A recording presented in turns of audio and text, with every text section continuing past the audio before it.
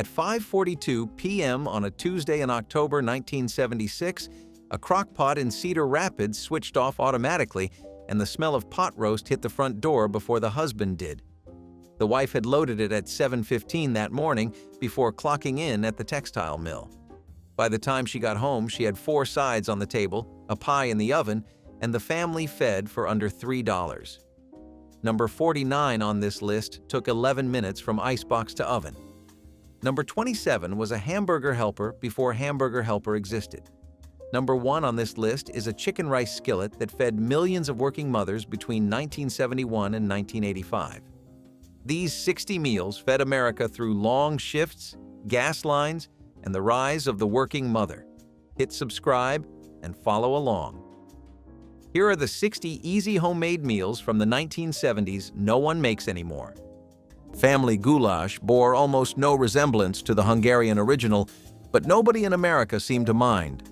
The version that appeared in the 1970s Betty Crocker cookbook called for ground beef browned with chopped onion, stirred together with cooked fine noodles, sliced celery, canned tomatoes, a half cup of catsup, and a jar of sliced mushrooms, then simmered covered for 30 to 45 minutes. It was pure Midwestern comfort, soft, tomatoey, and filling in a way that required zero culinary skill. The dish thrived because it used pantry staples that every household already owned, and it stretched a single pound of hamburger across 4 generous servings. Children who grew up eating it in the early 70s often remembered it as their favorite dinner without knowing what goulash actually was. The real beauty was the hands-off cooking. Once everything was in the skillet, you walked away and let time do the work. Frankfurters with natural casings appeared regularly on cafeteria menus, served in soft white buns with mustard and sometimes relish. These hot dogs snapped when bitten, the natural casing giving way to seasoned beef and pork that tasted like actual meat. The nitrates used for preservation became controversial in later decades, with health authorities warning about cancer risks that subsequent research has largely failed to confirm. Those preservatives prevented bacterial growth and created the characteristic cured flavor that made hot dogs satisfying. School lunch programs served millions of these frankfurters weekly without the hand-wringing that would come later. The protein was real, the portions were appropriate, and children ate them willingly. Modern science has softened considerably on nitrate concerns, noting that vegetables contain far higher levels than processed meats and that the cancer risk was dramatically overstated. You knew the jingle before you knew the multiplication tables.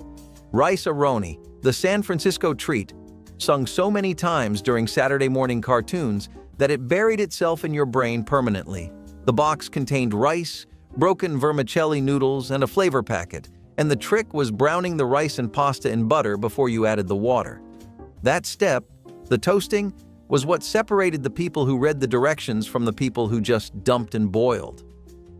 The 1978 television commercial showed a cable car and a city skyline and made the whole thing feel cosmopolitan, like you were eating something sophisticated instead of a side dish that cost 49 cents.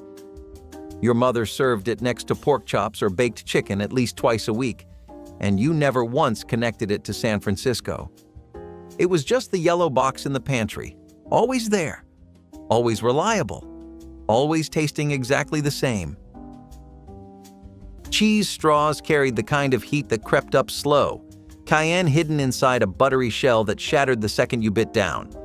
The dough was sharp cheddar grated fine, cold butter worked in by hand, a cup of flour, and enough cayenne to give it bite without making anyone reach for water. You rolled it thin, sliced it into narrow strips with a pastry wheel, and baked at 350 until golden, something between a cracker and a shortbread, but entirely savory. The recipe dates to the 19th century in the American South, where cheese straws appeared at everything from afternoon teas to wedding receptions. They hit their stride in the 1970s when finger foods ruled every party. A good batch stored in a tin for a week and still snapped clean when you broke one. The women who made the best ones never shared the exact amount of cayenne. You asked, they smiled, and they changed the subject. Number 17, Jiffy Cornmeal Mush. Jiffy Corn Muffin Mix cost 9 cents a box at the Williamson A&P in 1972. But hillbilly women did not always bake the muffins. They stirred the mix into a pot of boiling salted water, let it thicken for 5 minutes, and poured the hot mush into a loaf pan to set. The next morning, you sliced the firm mush into half-inch slabs, fried them in bacon grease until the outside was crisp and gold, and served them with sorghum syrup or a pat of butter. Breakfast cost under a dime per person. Women in Mingo County fed their children this before the school bus came, and the meal stuck to a coal miner's ribs until lunch. One box made 8 servings. A bottle of sorghum molasses was 65 cents and lasted a month. Nothing about it was fancy. Everything about it worked. Number 25. Apple Brown Betty. Linda Kaminsky made this the night her oldest son broke his arm falling out of the maple tree in the backyard. 3 bruised apples from the crisper drawer, half a loaf of stale white bread, a stick of margarine, a cup of brown sugar, cinnamon from the red shilling tin. She tore the bread into pieces with her hands because the loaf was going hard and a knife would have crushed it. She layered bread, apple, sugar, bread, apple, sugar into a Pyrex dish and slid it into the oven while she drove to the pediatrician on Bristol Pike. By the time they came home, the whole house smelled like fall. The whole pan cost her 31 cents. Back then, a boxed cake mix was 59 cents and nobody really needed one. Apple Brown Betty was what you made when the apples had soft spots and you could not afford to throw anything out. What most working-class housewives figured out early was that the ugliest fruit in the bowl always made the best dessert, though only if you knew how to hide it under cinnamon. Nobody called it a recipe. There was ground beef and potatoes in the bin, and that was the plan. The beef browned with diced onion, broken up but left with some texture. Some fat stayed in the pan deliberately. Flour stirred through until it disappeared, then beef broth poured slowly, pulling up everything the beef had left behind on the bottom. 3 minutes over medium heat, and it thickened into something dark, glossy, and full of depth that no gravy packet ever replicated because the flavor was in the fond, the browned bits, and you only got those by starting with the meat itself. Over hand-mashed potatoes, salt, and butter, nothing else. 20 minutes total. The house smelled like someone was paying attention. She never named what she did between the browning and the broth. You figured it out years later, alone in your own kitchen, the moment the gravy hit the right color and sheen, and felt something that was difficult to name, but that had her in it. If the pickled eggs were a quiet dare, the pickled sausages were a full commitment. They sat in gallon jars behind the counter, fat pink links floating in spiced vinegar, sometimes dyed red from cayenne. Penrose was the brand you saw most often, but in Louisiana, regional operations like Big Mama ran the counter with family recipes that never left the parish. You pulled one out with tongs, let it drip, and bit through the casing right there at the register. The vinegar hit first, sharp and clean, then the smoke, then a slow heat that built in the back of your jaw. Old-timers paired them with saltines. The men who ate them regularly, mechanics, farmers, long-haul drivers, never flinched.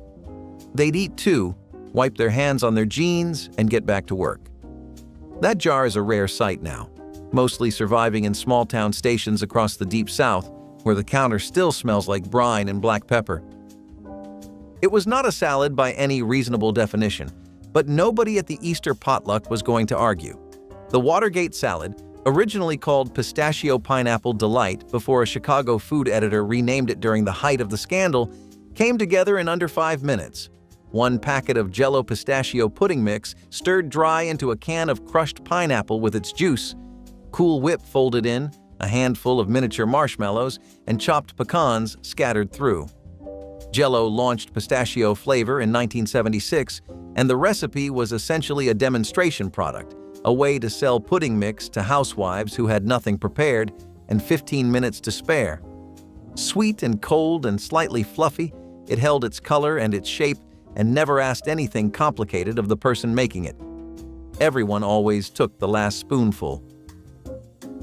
Candied orange peel transformed citrus scraps into jewel-like confections that looked almost too pretty to eat but tasted too good to resist. Mothers sliced orange peels into strips, boiled them repeatedly to remove bitterness, then simmered them in sugar syrup until translucent. Drained and tossed in granulated sugar, the peels sparkled like amber gems, their texture chewy and intensely flavored. Some mothers dipped theirs in dark chocolate, the bitter cocoa complementing sweet citrus perfectly. The candy took days to make properly, requiring multiple blanching sessions, but results were unlike anything from stores. Children were often surprised by how much they loved candied peel, expecting bitterness and finding instead concentrated orange sunshine. Arranged on plates alongside other candies, the peels added color and sophistication that elevated the entire spread. This was the candy that showed a mother's dedication, her willingness to transform what others discarded into something beautiful.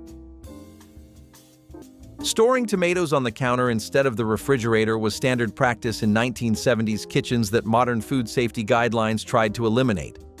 Home cooks kept their tomatoes in fruit bowls or on windowsills where they stayed at room temperature until ready to use. The reasoning was simple. Cold tomatoes tasted like cardboard, while room temperature ones burst with flavor. For decades, food safety experts pushed refrigeration as the only safe method for produce. But scientists have confirmed what every 1970s grandmother knew. Refrigeration damages cells inside tomatoes and destroys volatile compounds that create their distinctive taste and aroma. Studies from the University of Florida found that tomatoes stored below 50 degrees permanently lose flavor-producing enzymes. The cold literally kills what makes a tomato worth eating. This hack represented intuitive food knowledge passed down through generations. Women learned from their mothers that certain produce belonged on the counter, and they were absolutely right. Swiss steak turned tough, inexpensive cuts of beef into fork-tender meals through patient braising in tomato sauce with onions and peppers. The technique, pounding flour into the meat before browning, tenderized the fibers while the long, slow cooking broke down connective tissue into silky richness.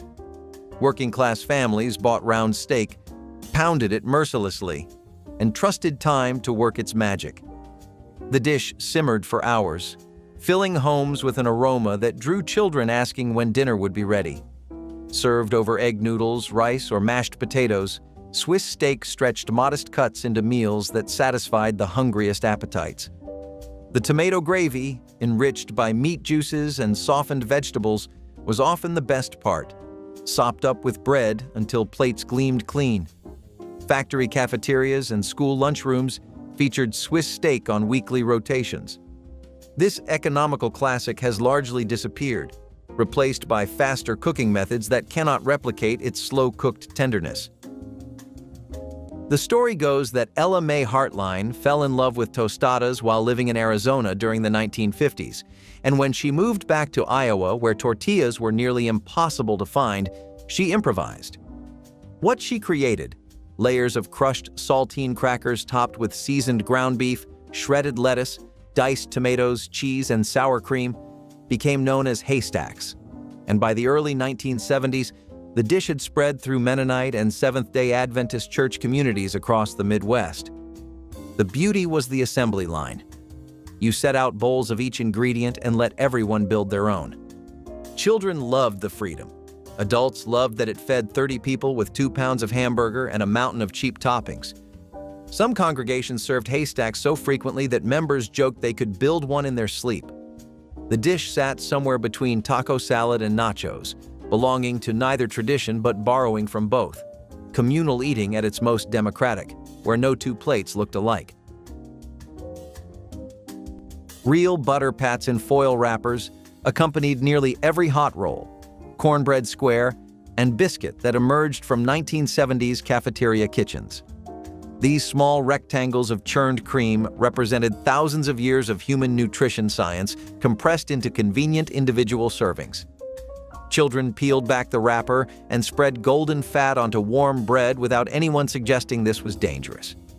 The butter melted into every crevice, adding richness and satisfaction to meals that might otherwise feel institutional. When margarine replaced butter in the name of heart health, schools unknowingly introduced trans fats that proved genuinely harmful. The butter had been protecting children all along, providing vitamin A, vitamin K2, and healthy saturated fats that growing bodies needed. Modern nutritionists have reversed decades of butter demonization, acknowledging that this whole food never deserved its villainous reputation. Hamburger helper showed up in 1971, and within 2 years it was in almost every cabinet in America. General Mills designed it to stretch a single pound of ground beef into a meal for 5, and during the recession of '74, that math kept families fed. You browned the meat, dumped in the noodles and the powder packet, added water, and waited. The cheeseburger macaroni was the one everyone reached for first, but the beef stroganoff version had its loyalists, and the potato stroganoff quietly outsold both in the Midwest.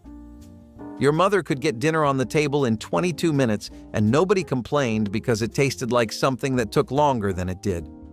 The little white glove on the box, helping hand they called it, became one of the most recognized mascots in grocery history. Kids who grew up on it either still buy it or refuse to touch it. There is no middle ground.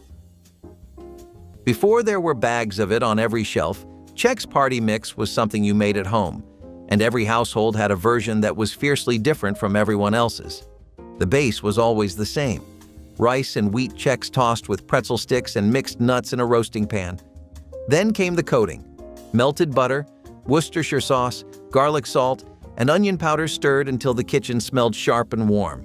You baked it at 250 degrees, stirring every 15 minutes for almost an hour. The recipe ran on the back of the Chex box starting in the late 1950s, but by the 70s, every mother had her own adjustments: a splash of Tabasco, a handful of sesame sticks, a dusting of seasoned salt that made hers the one people asked for at church potlucks. You knew whose batch you were eating without being told. Nobody makes it from scratch anymore. The bags are easier, but they don't smell like her kitchen did. Number 18. Fried apples. When the apple tree behind the house dropped its fruit in September, a hillbilly mother in Letcher County, Kentucky, carried a bushel basket to the porch and kept one handful at a time in her apron pocket. She sliced the apples into a skillet with a spoonful of bacon grease, a handful of brown sugar, and a shake of cinnamon. 10 minutes. That was it. The apples softened, caramelized, and turned the color of a wood stove at dusk. You ate them beside a slab of country ham or spooned them over hot biscuits. The apples cost nothing. The sugar was 18 cents a pound. One skillet fed a whole family. Your grandmother ate fried apples the way a New York banker ate dessert, and she did not need anyone to call it special. She called it Tuesday. Number 21. Banana pudding. 3 overripe bananas from the wire fruit basket on top of the refrigerator, a box of Jell-O brand vanilla pudding mix, a sleeve of Nilla wafers, 2 cups of whole milk, a tub of Cool Whip thawed on the counter for an hour. Linda layered the wafers at the bottom of a trifle bowl her mother had given her as a wedding gift in 1963, sliced the bananas, poured the pudding, repeated, and crowned the whole thing with whipped topping. Chilled overnight. By morning, the wafers had softened into cake. Banana pudding was the dessert that fixed a bad week. When her husband came home from a double shift, the bowl was already cold. When her children were sick with strep, a bowl of it ended the crying. The recipe was on the side of the Nilla wafer box. Cost 67 cents. And she made it often. The scratch chicken pot pie of the 1970s had 2 crusts, top and bottom, made from cold butter and a cream sauce filling built from a roux, not poured from a can. It took most of a Sunday afternoon. Bottom crust blind baked with dried bean weights, then the warm filling, then the top crust crimped and vented. 400 degrees, 35 minutes, until the steam lifted the center slightly and the edges went dark gold. The rule nobody wrote down: the filling had to go in warm. Put it in cold, and the bottom crust steamed instead of baked, and you knew by the sound when you cut through it. You learned by making a bad one first. By the late 1970s, the frozen version had claimed enough of the market that the homemade tradition started thinning. The women who knew the real method kept using it. When they stopped, the knowledge didn't transfer. Not because anyone refused, but because nobody asked in time. Potted meat cost less than anything else on the shelf, and it fed you when nothing else would. The small flat can, Armour or Libby's, sometimes a no-name brand with a label peeling at the edges, held a paste of ground beef, pork, and mechanically separated chicken blended smooth enough to spread on saltines with the edge of the lid. The taste was salty, faintly metallic, and familiar to anyone who'd worked a 12-hour shift and needed calories without ceremony. Truckers kept a stack in the cab. It cost 19 cents in the early 1970s, and a can with a sleeve of crackers was a full meal for a man who couldn't afford the diner down the road. Underwood's deviled ham ran the same shelf, the oldest trademarked food in America, stamped with a red devil since 1868. And the argument over which spread was better could keep a counter occupied for an hour. Nobody buys potted meat to impress anyone. That was never the point. She always started the crust the night before, crushed pecans pressed into flour and butter, baked until barely golden, cooled completely before anything touched it. In the morning came the cream cheese layer, beaten smooth with powdered sugar and folded into Cool Whip until it held its shape. Then the lemon pudding layer, spread cold and level with a spatula. Then another cloud of Cool Whip on top. 4 hours in the refrigerator, sometimes overnight, and it came out cold and sliceable in clean squares. Lemon Lush had been around since the 1960s, but the convenience of the 1970s, instant pudding, tubs of Cool Whip, cream cheese at every grocery, turned it into a potluck staple from Ohio to Georgia. It was the dessert people asked her to bring. She brought it every time without being asked. After she was gone, nobody could remember exactly how thin she made the cream cheese layer or why it always tasted cooler than everyone else's. Pecan turtles were the candy that looked like their namesake, with pecan legs extending from caramel bodies topped with chocolate shells. Mothers arranged pecans in clusters on waxed paper, then spooned warm caramel over the centers, letting it flow between the nuts. Once the caramel set, each cluster was dipped in or drizzled with melted chocolate, creating the turtle's shell pattern. The combination of textures made turtles irresistible: crunchy pecans, chewy caramel, and smooth chocolate in every bite. Children loved helping arrange the pecan clusters, feeling like they were creating little candy creatures. The turtles required multiple steps and careful timing, as the caramel needed to be cool enough to hold shape, but warm enough to stick to the nuts. These candies were often saved for gift boxes and special occasions, their elaborate appearance making them feel more valuable than simpler confections. Pecan turtles proved that homemade candy could rival anything from expensive chocolate shops. Using wooden cutting boards instead of plastic was universal in the 1970s kitchens until health officials warned that wood harbored dangerous bacteria. Heavy maple and oak boards took the beating of daily knife work, developing grooves and character over years of use. Families were told to switch to plastic boards that could be sanitized in dishwashers and replaced cheaply when scratched. But microbiologists have completely reversed this advice. Studies show that wooden boards actually have natural antibacterial properties. Bacteria drawn into wood fibers die within minutes, while bacteria on plastic boards survive in knife grooves indefinitely. The porous nature of wood that seemed like a liability proved to be its greatest strength. Wood also preserves knife edges better than hard plastic surfaces. What 1970s grandmothers treasured as essential kitchen tools have been scientifically proven safer and more practical than the plastic alternatives that replaced them. Tamale pie brought Southwestern flavors to blue-collar tables without requiring the time or skill that authentic tamales demanded. This casserole layered seasoned ground beef with tomatoes, corn, olives, and spices beneath a golden cornmeal crust that baked up crispy on top while staying soft underneath. Working mothers appreciated that it came together quickly, used inexpensive ingredients, and fed large families from a single dish. The cornmeal topping, made with milk, eggs, and sometimes cheese, puffed slightly in the oven and absorbed the spiced meat juices bubbling below. Children loved the mild heat and the contrast between soft filling and firmer crust. The dish represented practical adaptation of ethnic cuisines into forms that fit American kitchens and budgets. Church cookbooks featured countless variations, some adding beans, others incorporating enchilada sauce. Tamale pie was filling, flavorful, and affordable, yet it has largely vanished from modern family casserole rotations. cowboy casserole carried the swagger of the American Southwest straight into suburban kitchens of the early 1970s. The dish layered browned ground beef with canned baked beans, barbecue sauce, and shredded cheddar, then crowned everything with refrigerated Pillsbury biscuit dough before the whole thing went into the oven until golden. It thrived in the Midwest and South, showing up at school cafeterias, 4-H suppers, and anywhere families gathered with big appetites and small budgets. Some versions folded in diced tomatoes or taco seasoning. Others kept it simple, just beef, beans, and biscuits, the holy trinity of weeknight survival. The biscuit top was the genius, puffing up to create a golden lid that sealed in all the smoky, beefy steam underneath. Kids tore into it without being told twice, and adults went back for seconds without apology.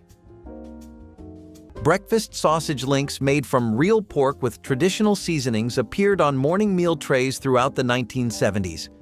These small cylinders of seasoned meat delivered protein and fat that kept children focused through morning classes. The sausages were cooked until the casings crisped slightly, releasing savory aromas that made breakfast feel like an event rather than an obligation. Salt, sage, and pepper created the classic flavor profile that had sustained American breakfasts for generations. When sodium and fat restrictions arrived, sausage links were replaced with turkey versions that tasted like seasoned rubber. The original pork sausages had provided exactly what growing bodies needed for sustained energy and concentration. Modern research has largely exonerated moderate consumption of processed meats, particularly when balanced with vegetables and whole foods. Those breakfast sausages represented honest food that delivered flavor and nutrition without apology, a combination that modern reformers failed to replicate. Nobody could explain why it was green. Not that shade of green, pistachio, electric, almost neon, sitting in a glass bowl on the holiday table like it had arrived from another planet. Watergate salad showed up in the early 1970s, right when Kraft released its pistachio-flavored instant pudding mix, and a recipe they called Pistachio Pineapple Delight got printed on the box. Then the scandal hit, and a food editor in Chicago renamed it, and suddenly every potluck in America had a dish named after a political crisis. You mixed the pudding powder with canned crushed pineapple, juice and all, then folded in miniature marshmallows, chopped pecans, and Cool Whip straight from the tub. No cooking, no baking. 10 minutes, and it was done. The old women who brought it to church suppers never called it Watergate. They called it pistachio fluff or green stuff or just the salad. You ate it and did not ask questions. Nobody admitted it was just 2 ingredients. That was the unspoken agreement of every 1970s party. You brought the dip, someone complimented it, and you accepted the praise like you'd spent hours in the kitchen. Lipton onion soup dip was 1 envelope of dried soup mix stirred into a pint of sour cream, chilled, and set out with ridged potato chips. Kraft printed the recipe on the packet in 1958, calling it California Dip, and within a decade it was the most popular dip in America. By the 70s, it showed up at every barbecue, every card party, every Super Bowl gathering, always in the same ceramic bowl, always with ruffles strong enough to hold a loaded scoop. Some women added a spoonful of mayo, others folded in chives. The base never changed, and the compliments never stopped. The pre-made dip aisle killed it, but the jar version never tasted the way hers did, and everybody knew it. Number 13, fried green tomatoes. In August, when the tomato vines in a backyard garden in Wise County, Virginia, dropped more fruit than a family could can, the green ones came off first. You sliced them a 1/4 inch thick, dredged them in cornmeal seasoned with salt and pepper, and fried them in bacon grease for 4 minutes aside. The outside was crunchy, the inside was tart, and a stack of 6 slices alongside a plate of soup beans made a dinner that felt like a celebration. A bushel of green tomatoes from your own garden cost nothing. The cornmeal was 4 cents per serving. It was the kind of meal that showed up on a kitchen table in the same week a coal company announced a layoff and nobody felt poor eating it. Number 15, frog eye salad. A church basement classic that owed its name to the tiny azzini di pepe pasta pearls that dotted the bowl like 100 little eyes staring up at you. Linda learned it from Mrs. Bongiorno, the Italian lady on the corner who hosted the Catholic Daughters meeting every second Tuesday in her finished rec room. Cook 1 cup of azzini di pepe in salted water until just tender. Drain cold. Fold in a cooked custard of sugar, flour, pineapple juice, and beaten eggs. Stir in a can of pineapple tidbits, a can of mandarin oranges, a tub of Cool Whip, and a cup of mini marshmallows. Chill overnight, covered with saran wrap. A full bowl that fed 20 people at a parish supper cost about $1.80. At Potlucks, the frog eye bowl was always empty before the hot dish casseroles got touched. Kids loved it because it was sweet and cold. Husbands loved it because it reminded them of something. Wives loved it because nobody could tell half the ingredients came out of cans. That disguise was the whole art of 1970s suburban baking. The name came from what happened in the pot. Raw, long-grain rice mixed into ground beef, rolled into balls, and when they cooked, the rice swelled through the meat in every direction like quills. Porcupine meatballs dated to the Great Depression, when a quarter pound of beef had to stretch to feed 4, and rice made that math disappear. A can of Campbell's tomato soup thinned with water was the braising liquid. Sweet, tannic, cheap. 30 minutes covered, 30 more uncovered. Genuinely good. Tender, savory, the rice adding a chew that made them feel like more than they cost.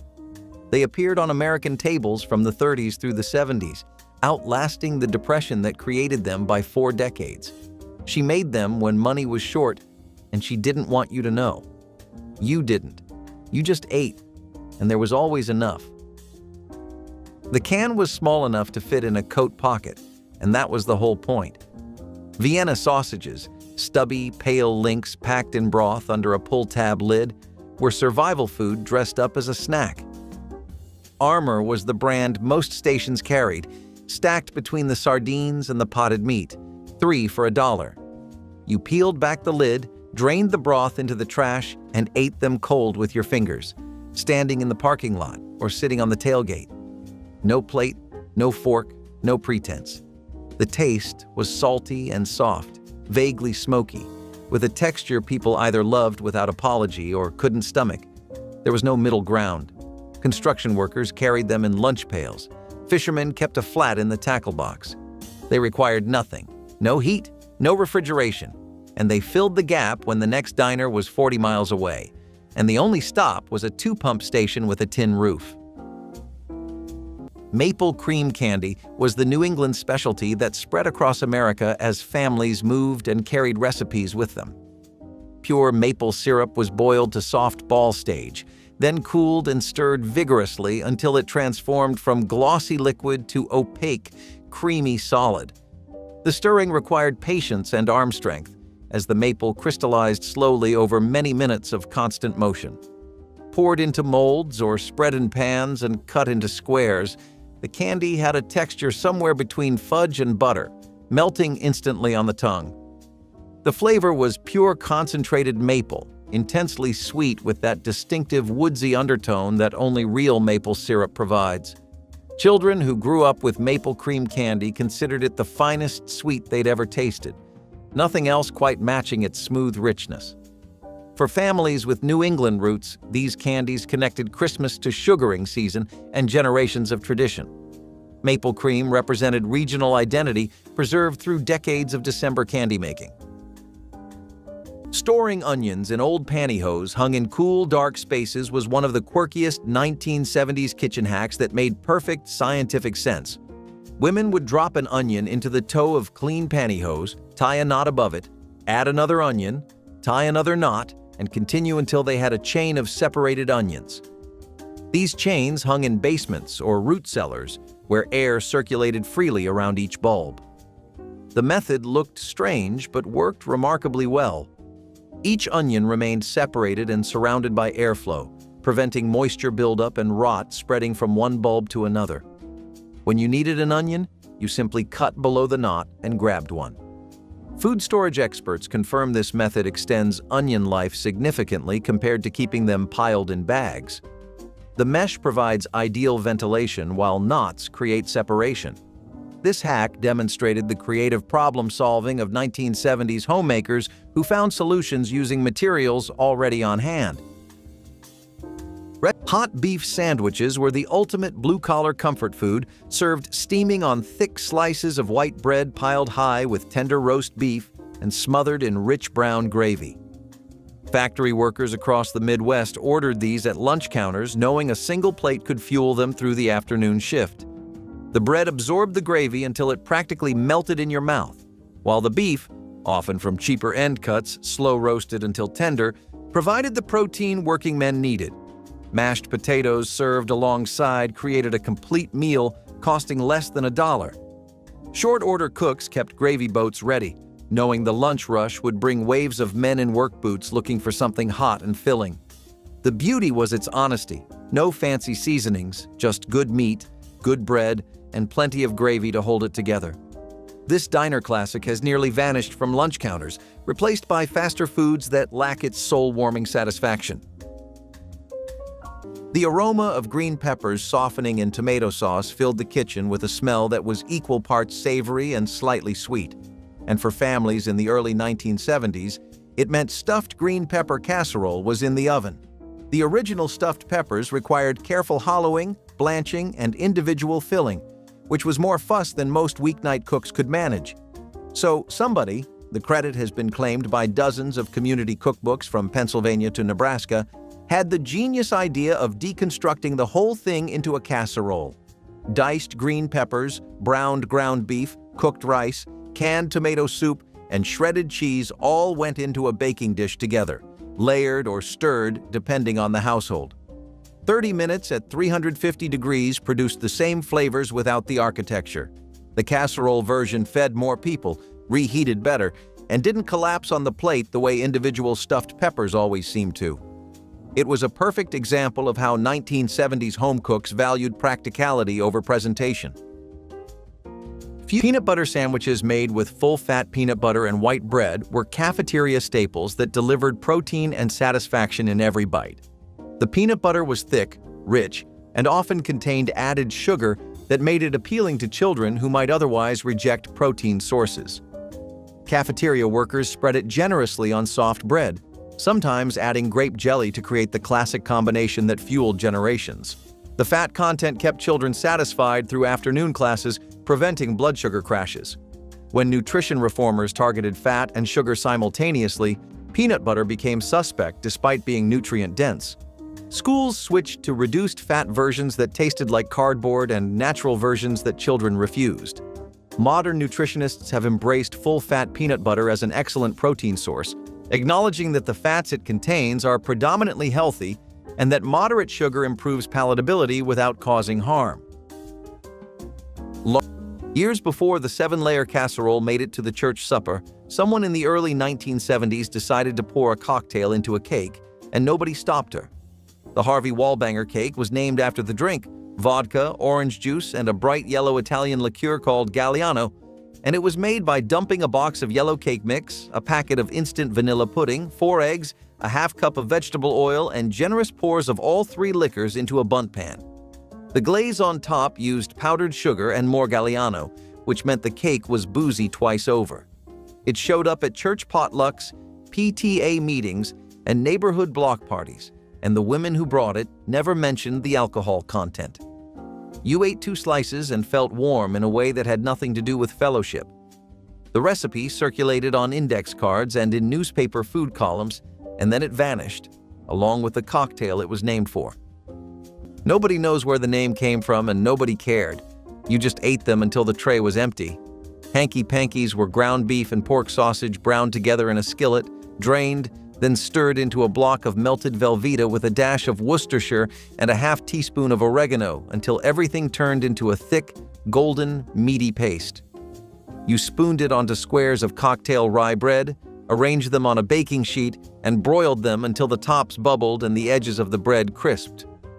Also called Polish mistakes, sausage breads, or party pizza rise depending on the region, they were a staple of 1970s entertaining from the Midwest to the Mid-Atlantic. The best part was that you could assemble 100 of them, freeze them flat on sheet pans, and pull them out whenever company showed up unannounced. 5 minutes under the broiler and you had a hot appetizer that tasted like you'd been cooking all afternoon. The Velveeta was the key. It melted smooth, stayed creamy, and held the meat together like glue. Number 10. Appalachian Stack Cake. This is the quickest version, the weeknight one, not the wedding one. A hillbilly mother in Breathitt County, Kentucky, would stir together flour, sorghum molasses, buttermilk, and a little soda, roll out 6 thin layers, and bake them 2 at a time in a cast-iron skillet. Each layer took 4 minutes. Between the layers, she spread cooked apples sweetened with brown sugar. The whole cake went together in under 40 minutes, which was longer than most of these recipes but short enough for a Sunday afternoon. The ingredients cost around 85 cents. The cake fed a family of 8 with slices left over for breakfast. It was the kind of dessert that said the month's bills were behind her and the next week was still ahead. Number 14. Pistachio Pineapple Dessert. Before Watergate salad had a name, General Foods in 1975 put a recipe called Pistachio Pineapple Delight on the back of the new pistachio pudding box to sell 2 of their products at once, the pudding and the Cool Whip. A box of instant pistachio pudding mix, a can of crushed pineapple undrained, a cup of mini marshmallows, half a cup of chopped pecans, a tub of Cool Whip. Stir together in a big glass bowl with a wooden spoon. Chill for 2 hours. That was it. The color alone, a pale, impossible green, was what sold it on the 1970s dessert table. Linda brought a Tupperware bowl of this to every bunco night on Juniper Lane and watched the other women ask for her recipe every time. Her cost was 83 cents. Pistachio pineapple dessert was a lie that told the truth about suburban 1970s life. The truth was that convenience had become a form of hospitality. You served it with a smile. Nobody asked questions. The rule was the recipe: 1 can of cream of mushroom soup, 1 envelope of dry onion soup mix, a cup of long grain rice, a cup and a half of water, chicken pieces on top, lid sealed with foil, 90 minutes at 350. Do not open it. Open the lid at 45 minutes and the steam escaped, the rice went dry, and you came back to something nobody wanted. The title was the entire instruction set, No Peak Chicken and Rice, and every cook who made it had a story about someone who peaked, told with the satisfaction of patience, vindicated. It spread through church cookbook fundraisers across the 1970s because it asked almost nothing and delivered every time. It is strange to explain to someone raised on instant read thermometers that a dish could require only restraint, and that restraint alone was sufficient. They hung from a cardboard display near the register like dried meat wind chimes, rows of Slim Jims in red and yellow wrappers, a quarter apiece. You peeled back the plastic, cracked through the outer casing, and the rush of salt, smoke, and pepper hit the back of your throat before you even started chewing. The original sticks were thinner than what you find today, leaner, drier, with a sharper pepper bite that sat on your tongue for miles. Kids ate them in the back seat. Truckers kept a handful in the cab. Nobody read the ingredients, and nobody cared. Beef, mechanically separated chicken, corn syrup, paprika, and enough sodium nitrite to keep the stick shelf stable for what felt like forever. You chewed while the highway stretched in front of you, and the stick lasted longer than most conversations. The display rack is still there in most stations, but the sticks are bigger now, sweeter, softer. That original snap when you bit through the casing, that's what disappeared. In February of 1978, Mrs. L.H. Wiggins from Greensboro, North Carolina, submitted a recipe to Southern Living magazine that would become the most requested in the magazine's history. The hummingbird cake started like banana bread: mashed bananas, flour, sugar, cinnamon, baking soda. But then came crushed pineapple and a full cup of chopped pecans, and the batter turned dense and almost tropical. It baked in round layers, dark gold, the pecans giving each slice a crunch against the soft interior. The cream cheese frosting was thick and tangy, smoothed over the layers and crowned with more pecans. It was not a light cake. It was meant for birthdays and homecomings and Sunday afternoons when someone important was coming to the table. Readers in the southern states searched for the recipe for decades after its publication. Most of them were really searching for the kitchen it had come from. Chocolate fudge was the rich, dense square that anchored every Christmas candy plate, its glossy surface promising sweetness that delivered completely. Mothers combined sugar, cocoa, butter, and milk in heavy saucepans, stirring constantly while the mixture bubbled to the soft ball stage. The critical moment came after removing from heat, beating until it lost its shine and began to set required arm strength and patience. Poured into buttered pans and scored while warm, the fudge cooled into perfect squares that were dense, smooth, and intensely chocolatey. Some mothers added walnuts or pecans, while purists kept it plain to showcase the cocoa flavor. The texture separated homemade from store-bought, tender enough to bite through easily, yet firm enough to hold its shape. Children would sneak pieces before it fully set, knowing the slightly soft centers were the best part. Chocolate fudge represented the foundation of holiday candy making, the recipe every mother mastered before attempting anything more complicated. Salting eggplant and letting it drain before cooking was mandatory in 1970s, kitchens that modern quick cooking methods tried to skip. Sliced eggplant was layered with salt in colanders, weighted down, and left to drain for 30 minutes to an hour. Brown liquid seeped out, and the flesh became denser, less spongy. Later cookbook writers dismissed this as unnecessary, insisting modern varieties had bred out the bitterness. But food scientists confirm that salting does far more than remove bitterness. It collapses cell structure, removing air pockets that otherwise absorb cooking oil like a sponge. Salted and drained eggplant requires significantly less oil to cook and develops better texture. The result is creamier flesh with deeper browning rather than greasy, soggy slices. What 1970s cooks practiced as ritual preparation was essential food chemistry that determines whether your eggplant parmesan becomes a masterpiece or an oily disappointment. Porcupine meatballs got their playful name from the rice mixed into the meat, which poked out like little quills after cooking in tomato sauce. Working mothers loved this dish because it stretched a pound of ground beef into enough food for a family of 6 while adding extra carbohydrates. The meatballs were simple: ground beef mixed with raw rice, onion, egg, and seasonings, then browned and simmered in canned tomato soup thinned with water. As they cooked, the rice absorbed liquid and expanded, creating those distinctive spiky protrusions. Children found the name amusing and the taste familiar, making this an easy sell at family tables. The tomato sauce became rich and meaty during the simmer, perfect for spooning over mashed potatoes.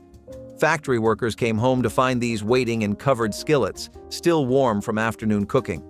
This clever dish has largely disappeared from modern kitchens, though it once represented exactly the resourceful cooking that kept blue-collar families fed.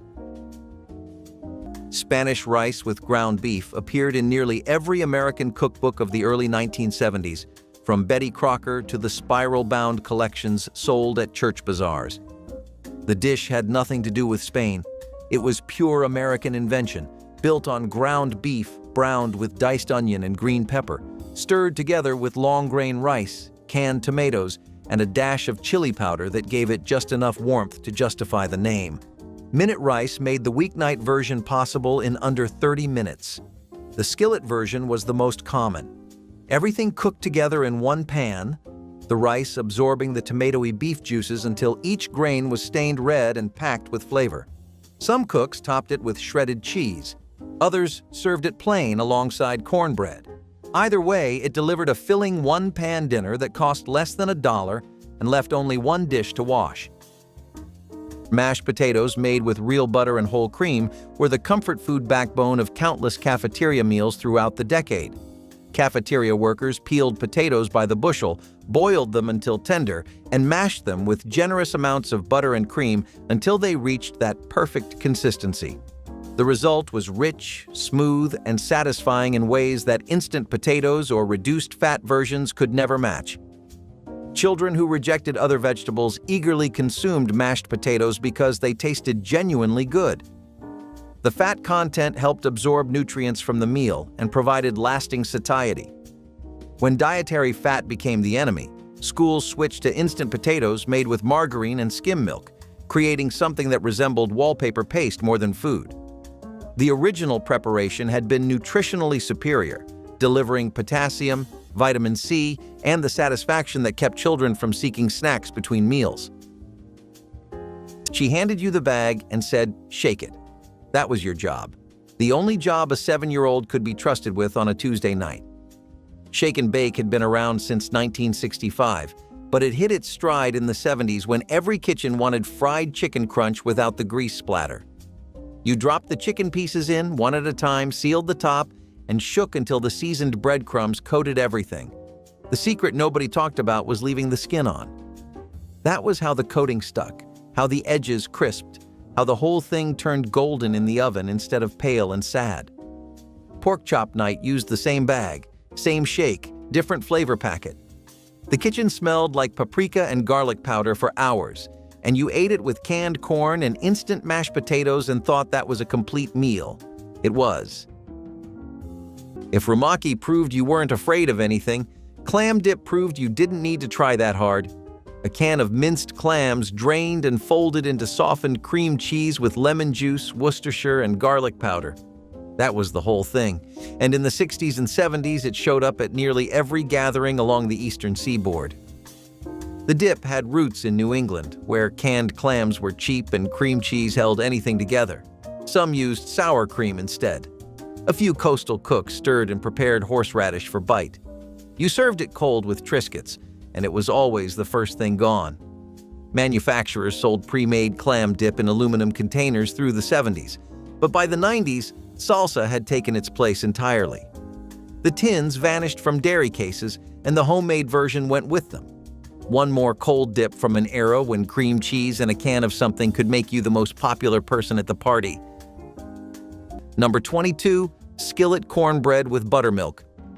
Every hillbilly kitchen in West Virginia, Kentucky, and East Tennessee had the same ritual.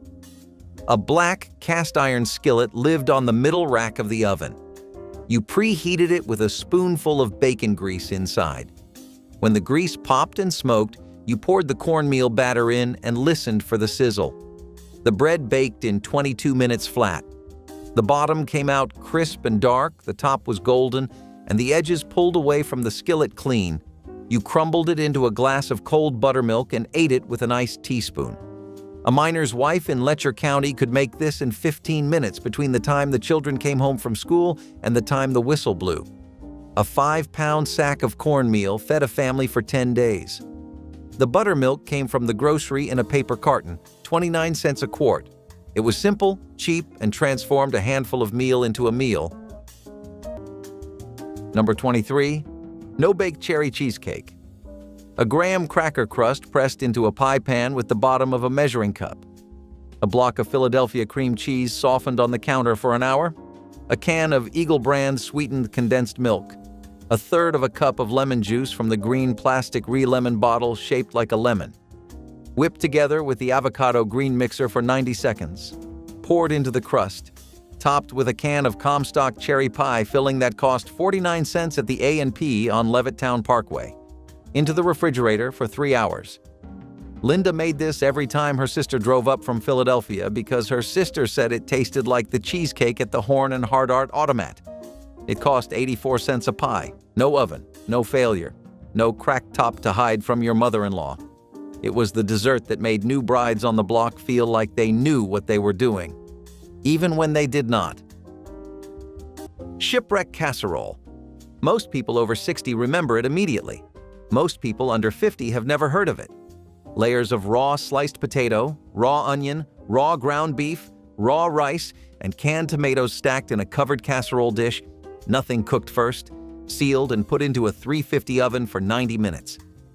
Everything collapsed and fused into something that smelled like a sundae, tasted considered, and required almost no technique. It spread through community cookbooks and church collections across the Midwest and South in the 1960s and 70s, passed between neighbors because it worked and asked nothing. The beef seasoned everything around it. The rice disappeared into the structure. Nothing stayed where you put it, and nothing needed to. She grabbed 2 from the rack without looking. Cherry for herself, lemon for you, and dropped them on the counter next to the gas money. Hostess fruit pies hung from wire clips in every gas station in the 1970s, their glazed crusts visible through the cellophane. Cherry, apple, blueberry, lemon. The filling was thick and sweet, the crust fried to a crackle that shattered when you bit through and sent flakes down your shirt. They cost 35 cents. The pies ran in comic book ads next to superheroes, and every kid knew what they looked like before tasting one. But the ones you remember came from that stop on the long drive to your grandmother's house, eaten in the back seat with sticky fingers while your parents argued over the map. The crust was different then, greasier, heavier, fried in a way that left a film on the roof of your mouth. Hostess still makes them, but they bake the crust now. Whatever oil they used is gone, and with it, that exact crunch that meant you were almost there. Nobody called it prune cake at the table. That was the first rule. You said spice cake, or you said grandma's cake, or you said nothing, and let the dense, dark, intensely moist crumb speak for itself. The recipe had been in print since the 1930s, when home economists promoted prunes as a Depression-era moisture source and natural sweetener for spice cakes that needed to stretch further than their ingredients suggested. A cup of stewed prunes or prune puree went into the batter alongside cinnamon, allspice, and nutmeg, and the result was a cake so moist it held for days without drying. The finishing touch was the boiled buttermilk glaze. Butter, buttermilk, sugar, and baking soda cooked together until foamy, then poured directly over the hot cake still in the pan, where it soaked in completely and left a barely there crust on the surface. Prune companies ran their own versions of the recipe in magazine advertisements through the 1950s and 60s. She made hers from a card written in her own hand. When you find a prune cake recipe in an old box, you have found someone's grandmother. Marzipan fruits were the artistic candies that transformed almond paste into miniature apples, oranges, bananas, and pears, almost too beautiful to eat. Mothers kneaded almond paste with powdered sugar until smooth, then divided it into portions and tinted each with food coloring. Small pieces were shaped by hand into fruit forms, with toothpicks creating texture and cloves serving as stems. The finished fruits were sometimes brushed with egg white for shine or dusted with colored sugar for sparkle. Children were fascinated by how realistic the tiny fruits looked, lined up on plates like produce from a fairy tale market. Making marzipan required patience and artistic skill, each fruit taking several minutes to shape properly.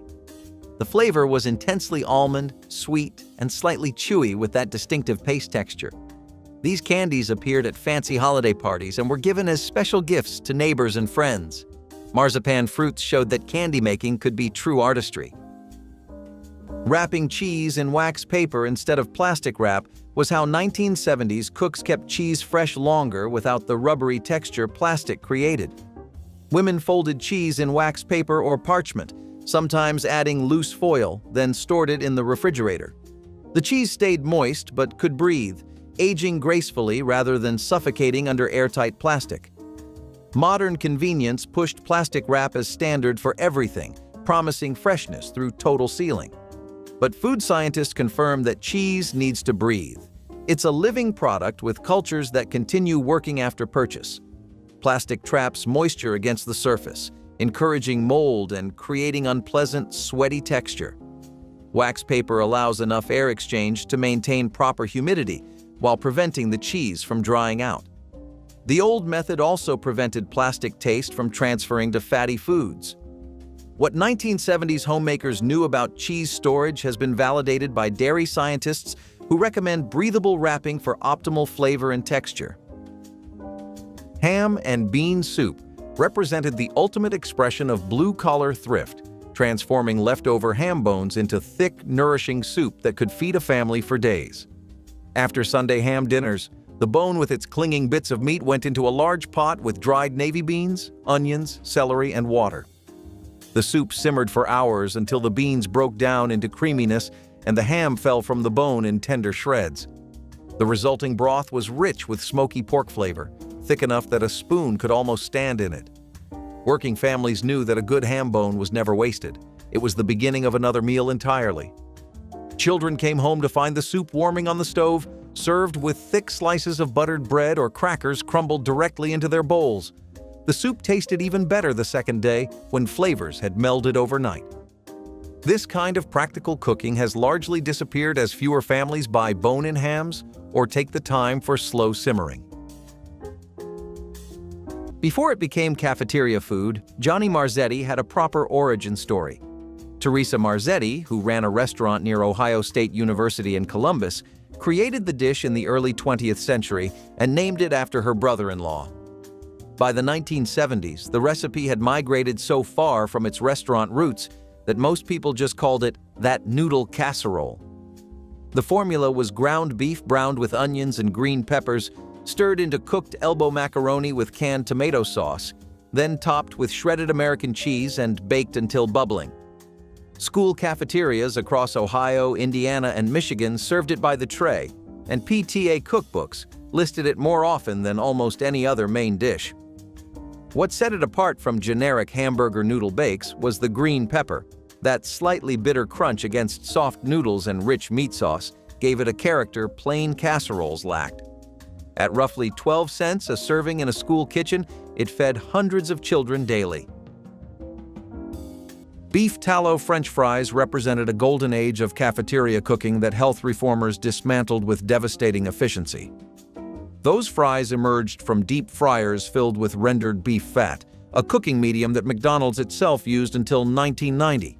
The exterior shattered with each bite while the interior remained fluffy and potato pure. School cooks received blocks of beef tallow from suppliers who understood that this was simply how frying was done. The fat created a crispy exterior that vegetable oils could never replicate, sealing the potato and preventing grease absorption. When the anti-saturated fat movement reached its peak, schools switched to partially hydrogenated vegetable oils, which we now know contained trans fats far more dangerous than anything in beef tallow. Those original fries were actually the healthier option. The tallow produced superior texture, better flavor, and posed no cardiovascular risk that modern science can identify. The switch to vegetable shortening created the actual health crisis. She made it in the cast iron skillet. Always the cast iron, never a cake pan. Brown sugar went down first, then butter, then the Dole pineapple rings arranged in a perfect circle with maraschino cherries tucked into their centers like jewels. The batter went on top, and for the next 45 minutes the kitchen smelled like caramel and something tropical that had no business being in Ohio in February. When she flipped it, everyone held their breath. The moment it released and hit the plate, golden and glistening and still bubbling at the edges, the whole room exhaled. Pineapple had become a craze in the 1970s thanks to a renewed fascination with Hawaiian culture. Tiki bars, luau's, anything that tasted like the islands. But nobody made it like she did. You can follow the recipe exactly, measure every grain of sugar, and it still comes out different. Because the skillet remembers her hands, and yours are not the same. The name alone stopped people cold. You had to explain every single time that it was for humans.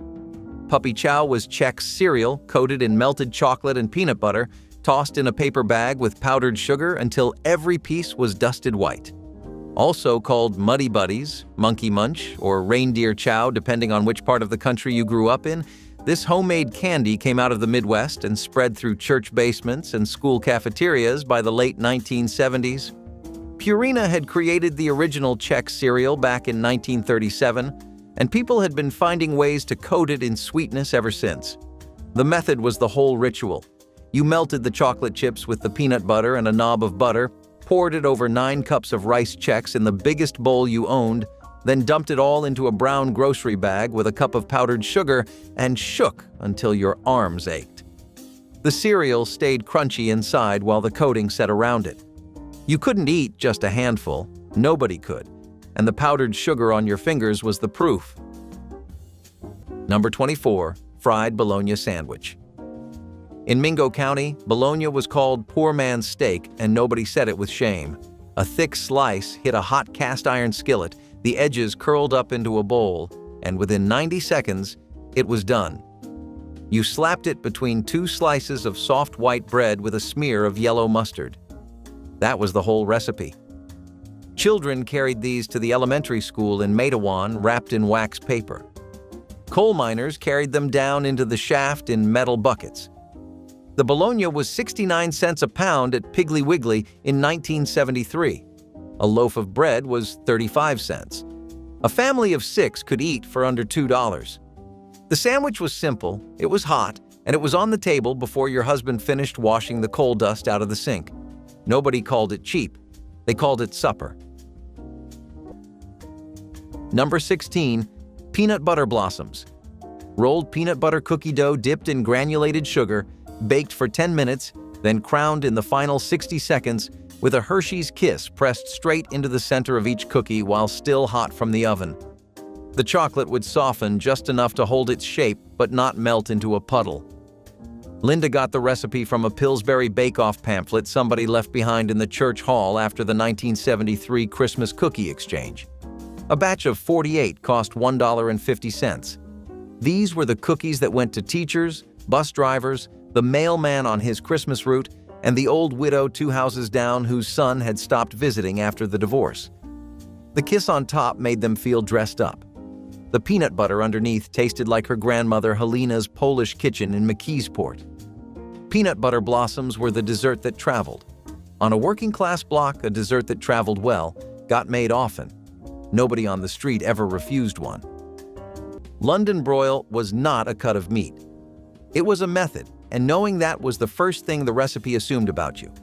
A flank steak into an overnight marinade, soy sauce, lemon juice, garlic, a little Worcestershire, long enough for the acid to begin working on the connective tissue.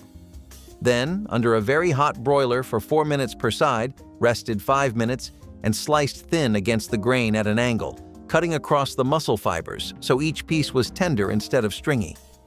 Despite the name suggesting British origins, London broil was an American invention. The word London added to make a cheap cut sound more cosmopolitan, and it worked. The overnight marinade was the insider knowledge. Nobody who learned it by reading a recipe card had the same result as someone who learned it by watching someone who already knew why the resting and the angle of the knife both mattered.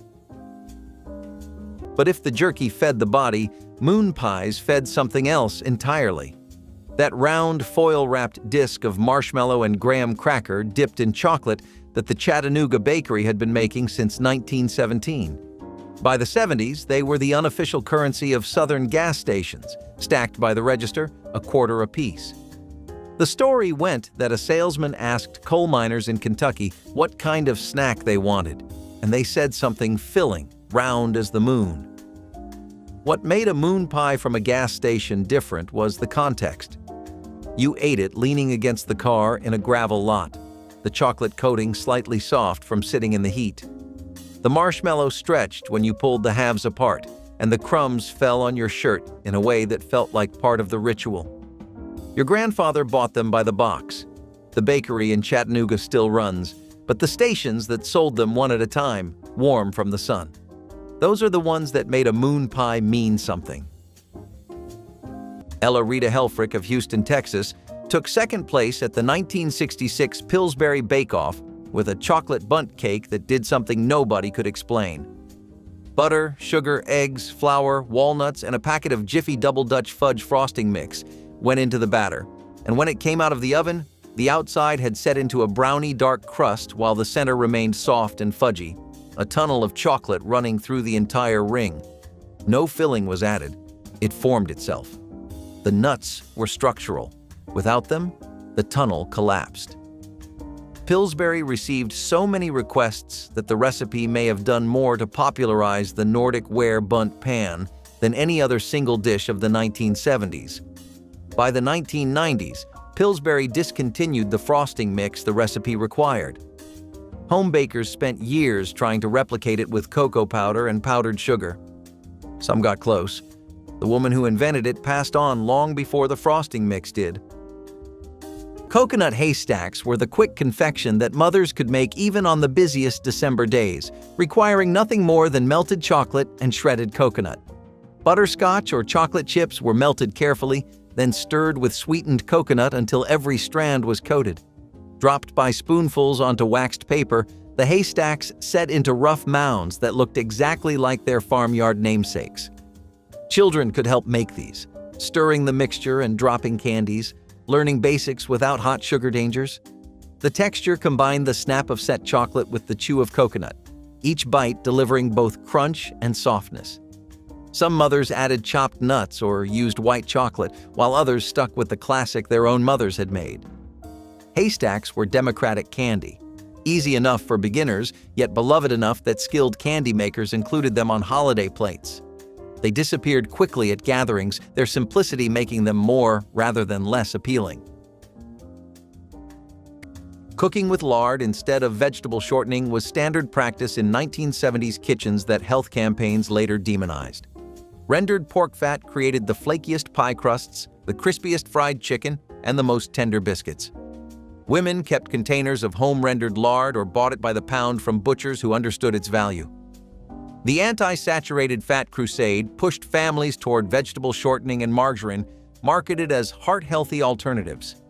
But these industrial substitutes contained trans fats that proved far more dangerous than natural fats. Scientists now acknowledge that trans fats cause the very heart problems they were supposed to prevent, while natural lard has been rehabilitated. Studies show lard contains less saturated fat than butter and more heart-healthy monounsaturated fat than previously recognized. The crispy results 1970s cooks achieved came from a product that was never the villain health authorities claimed. Industrial processing creates problems while claiming to solve them. City chicken contained no chicken at all. It was cubed pork or veal, threaded onto wooden skewers to resemble drumsticks, breaded and fried or baked until golden brown. This Depression-era invention persisted through the 1970s in Pittsburgh, Cleveland, and other industrial cities, where immigrant families had perfected the recipe generations earlier. The name came from a time when chicken was expensive and pork was cheap, so frugal cooks created an imitation that became beloved in its own right. The cubes were dredged in seasoned flour or cracker crumbs, then browned before finishing in the oven with gravy. The skewers made the dish fun and portable. Children could eat them like drumsticks, while adults appreciated the tender meat. Polish, Slovak, and Italian families each claimed their own variations. City chicken represented the ingenuity of working-class cooks who transformed humble ingredients into something almost celebratory. This dish has nearly vanished outside ethnic enclaves. When General Mills launched Hamburger Helper in August 1971, ground beef had just climbed to 66 cents a pound, and the box promised to stretch 1 pound into a meal for 5. The first flavors, beef noodle, potato stroganoff, chili tomato, hash, and rice oriental, sold so fast that within 12 months, 27% of American households had bought at least one box. But thousands of home cooks had been making their own versions from scratch for years. The homemade method was nearly identical. Brown a pound of ground beef with diced onion, stir in dry pasta, add water or broth with paprika, garlic powder, and onion salt, then simmer until the noodles absorbed the liquid and turned thick. A handful of shredded cheddar stirred in at the end finished it. The scratch version cost less and tasted better, but convenience won the decade. By 1975, the Helping Hand mascot, a 4-fingered talking glove, was as recognizable as Betty Crocker herself. Full-fat cottage cheese in individual cups was a protein staple that appeared alongside canned peaches and crackers on countless 1970s lunch trays. The curds were creamy, slightly tangy, and substantial enough to constitute a meal component rather than an afterthought. Children received the same full-fat version their parents ate at home because nobody had yet decided to remove the fat that made cottage cheese palatable. The texture was rich rather than watery, and the flavor was mild enough for children, while satisfying enough to constitute real nutrition. When low-fat versions replaced the original, cottage cheese became something children recognized as diet food and promptly rejected. The full-fat version had been delivering protein, calcium, and genuine satisfaction in perfect balance.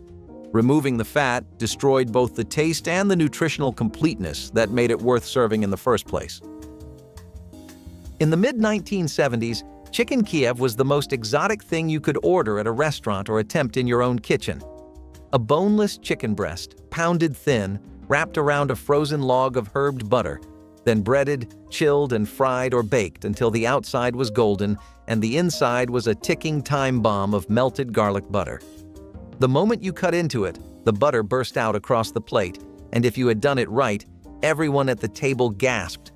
If you had done it wrong, The butter leaked out during cooking, and you served a dry, hollow pocket of breaded disappointment. Despite its name, borrowed from the Ukrainian capital, food historians still argue about where it was actually invented, with claims from both France and Russia. American home cooks discovered it through restaurant menus and frozen food aisles, where Stouffer's sold a version that became a freezer section bestseller.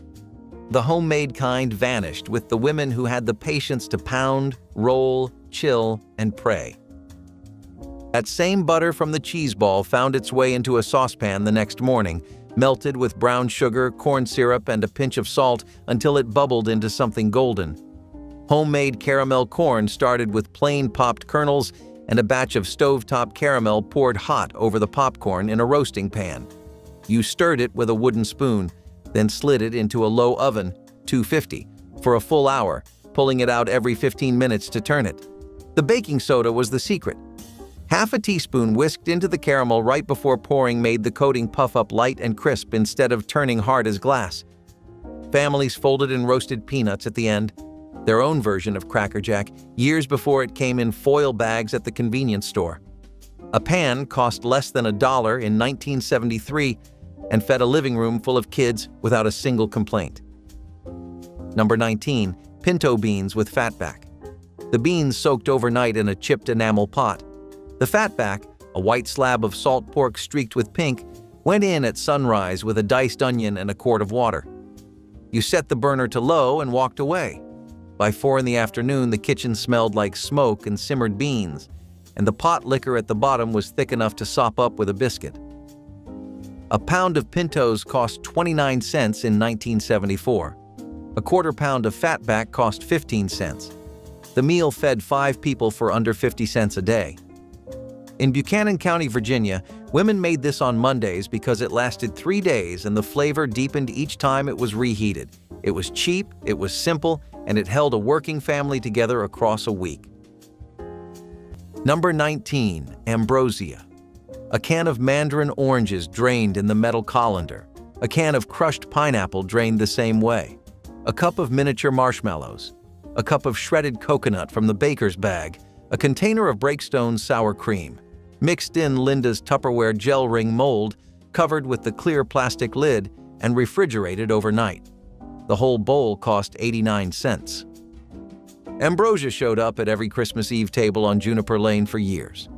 Her mother-in-law Marion called it old lady food because it had been a Southern dessert since the 1880s. Linda called it insurance. When the pierogi did not turn out and the babka was too dry, there was always the white bowl of cold fruit and coconut on the sideboard. Nobody left her house hungry. Ambrosia was what every Catholic homemaker made when you needed a dessert that looked like effort and cost almost nothing. Mrs. Lombardi called it a cheat. Her children always asked for the recipe anyway. Swedish meatballs made the American dinner table through Scandinavian immigration and stayed through the post-war love of all things Nordic. A mixture of ground pork and beef, lightly spiced with allspice and nutmeg, rolled small, browned in butter, then finished in a cream sauce with beef broth, served over egg noodles or with lingonberry jam. The allspice and nutmeg were the whole secret. Strange until you taste it, and then the only detail that matters. Sweden acknowledged in 2018 that the dish traces to a recipe King Charles XII brought back from Turkey in the early 18th century.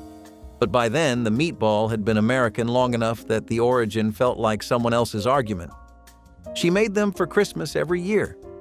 The house smelled like butter and nutmeg and the holidays for an afternoon, and now nobody in the family knows the ratio she used or thought to write it down before she stopped making them.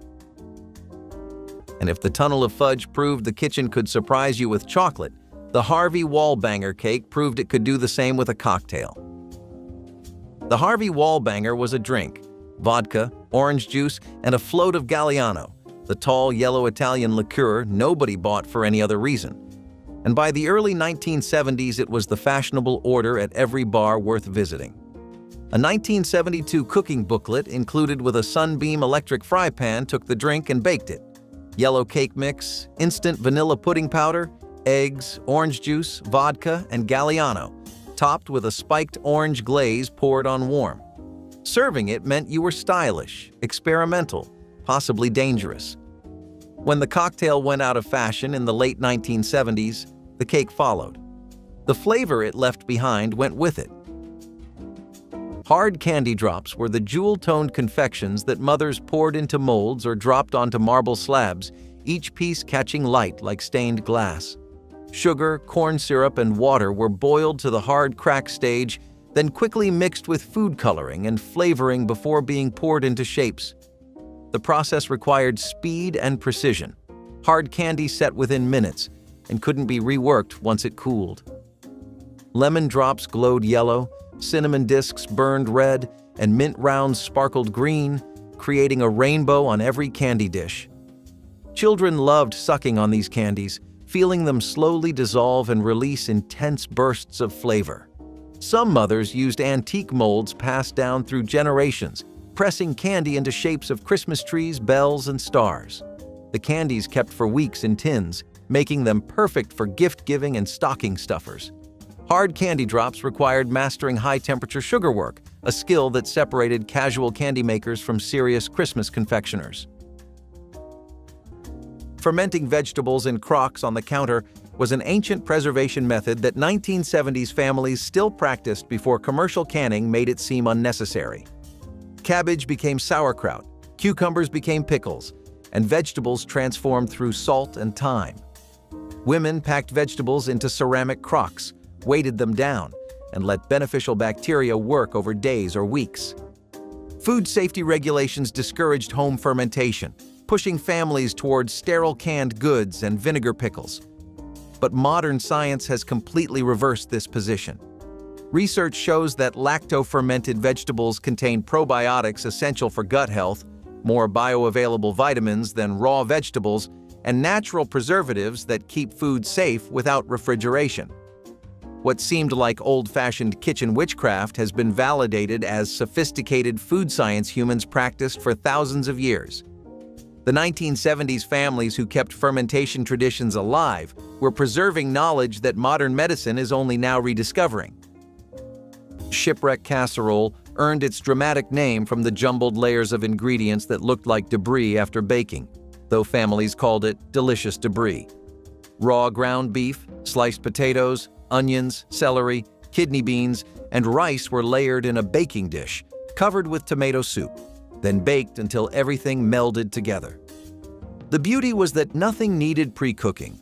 Mothers assembled everything raw and let the oven work over 2 hours.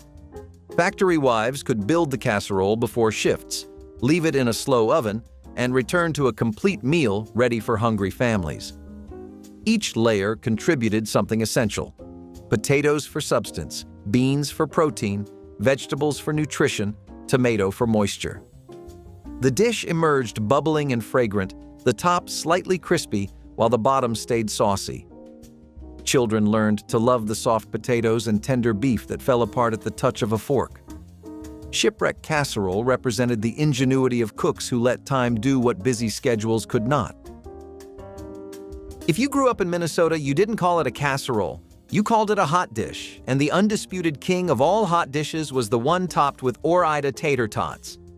The frozen potato nuggets had been invented in 1953 at Ore-Ida's plant in Ontario, Oregon, and by the early 1970s they had found their highest calling arranged in neat rows across the top of a baking dish filled with browned ground beef, cream of mushroom soup, and frozen mixed vegetables. The combination sounds almost too simple to work, but the oven transformed it. The soup melted into a creamy gravy that bound the beef and vegetables together, while the tater tots on top crisped into golden, crunchy crowns. Lutheran church basements across the upper Midwest served this at every potluck, funeral lunch, and Wednesday night supper.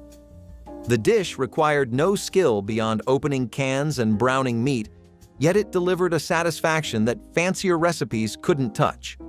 Minnesota claimed it so completely that the state legislature once debated naming it the official state food.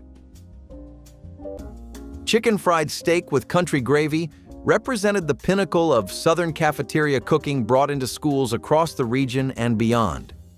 Thin beef cutlets were tenderized, breaded in seasoned flour, and fried until golden before being draped in cream gravy made from pan drippings. This dish was unashamedly rich, delivering protein, fat, and carbohydrates in proportions that kept children focused through afternoon classes. Cafeteria workers took pride in their gravy, whisking flour into rendered fat until it thickened into something between sauce and sustenance. The smell alone drew children to the serving line with genuine anticipation. The dish disappeared when fat and sodium restrictions transformed school menus into exercises in culinary deprivation. Modern research suggests that occasional consumption of such traditional preparations poses no meaningful health risk to active children who burn calories throughout the day. If rice-a-roni was the side dish that never changed, Swiss steak was the main course that refused to give up on a cheap cut of beef. Round steak, the toughest, cheapest slab at the butcher counter, got pounded with a meat mallet until the fibers broke down, then dredged in seasoned flour and browned hard in a cast-iron skillet.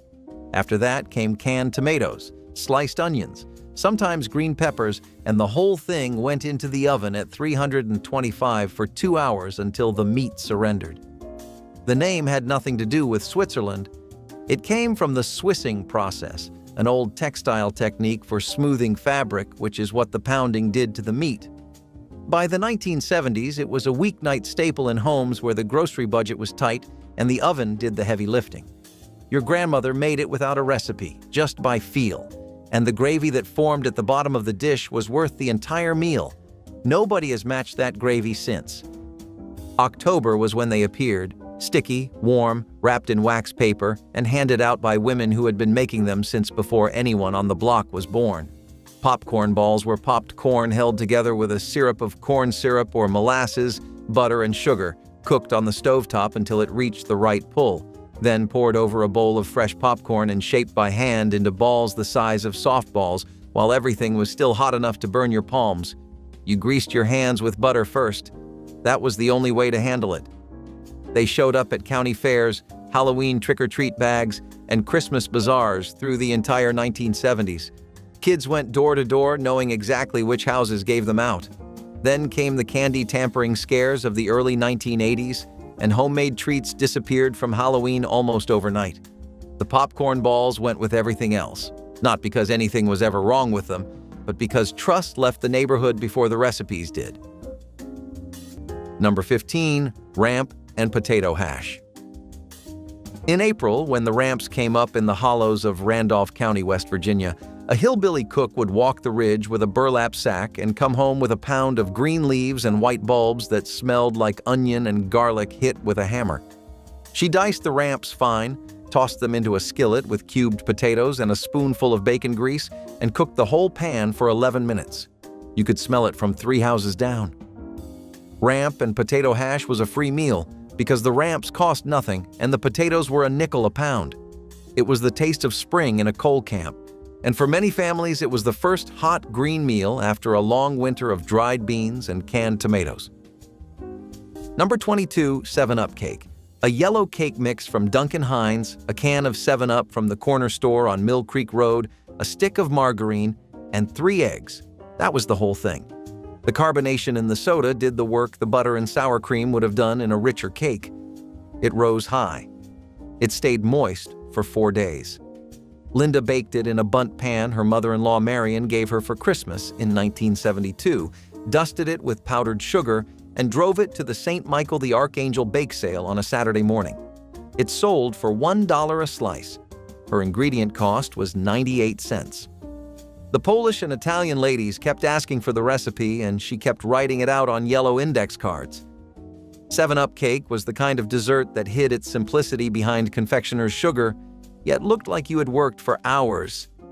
On a bake sale morning, that was the whole point. She started them in butter over high heat, and if you watched without context, you'd have been skeptical.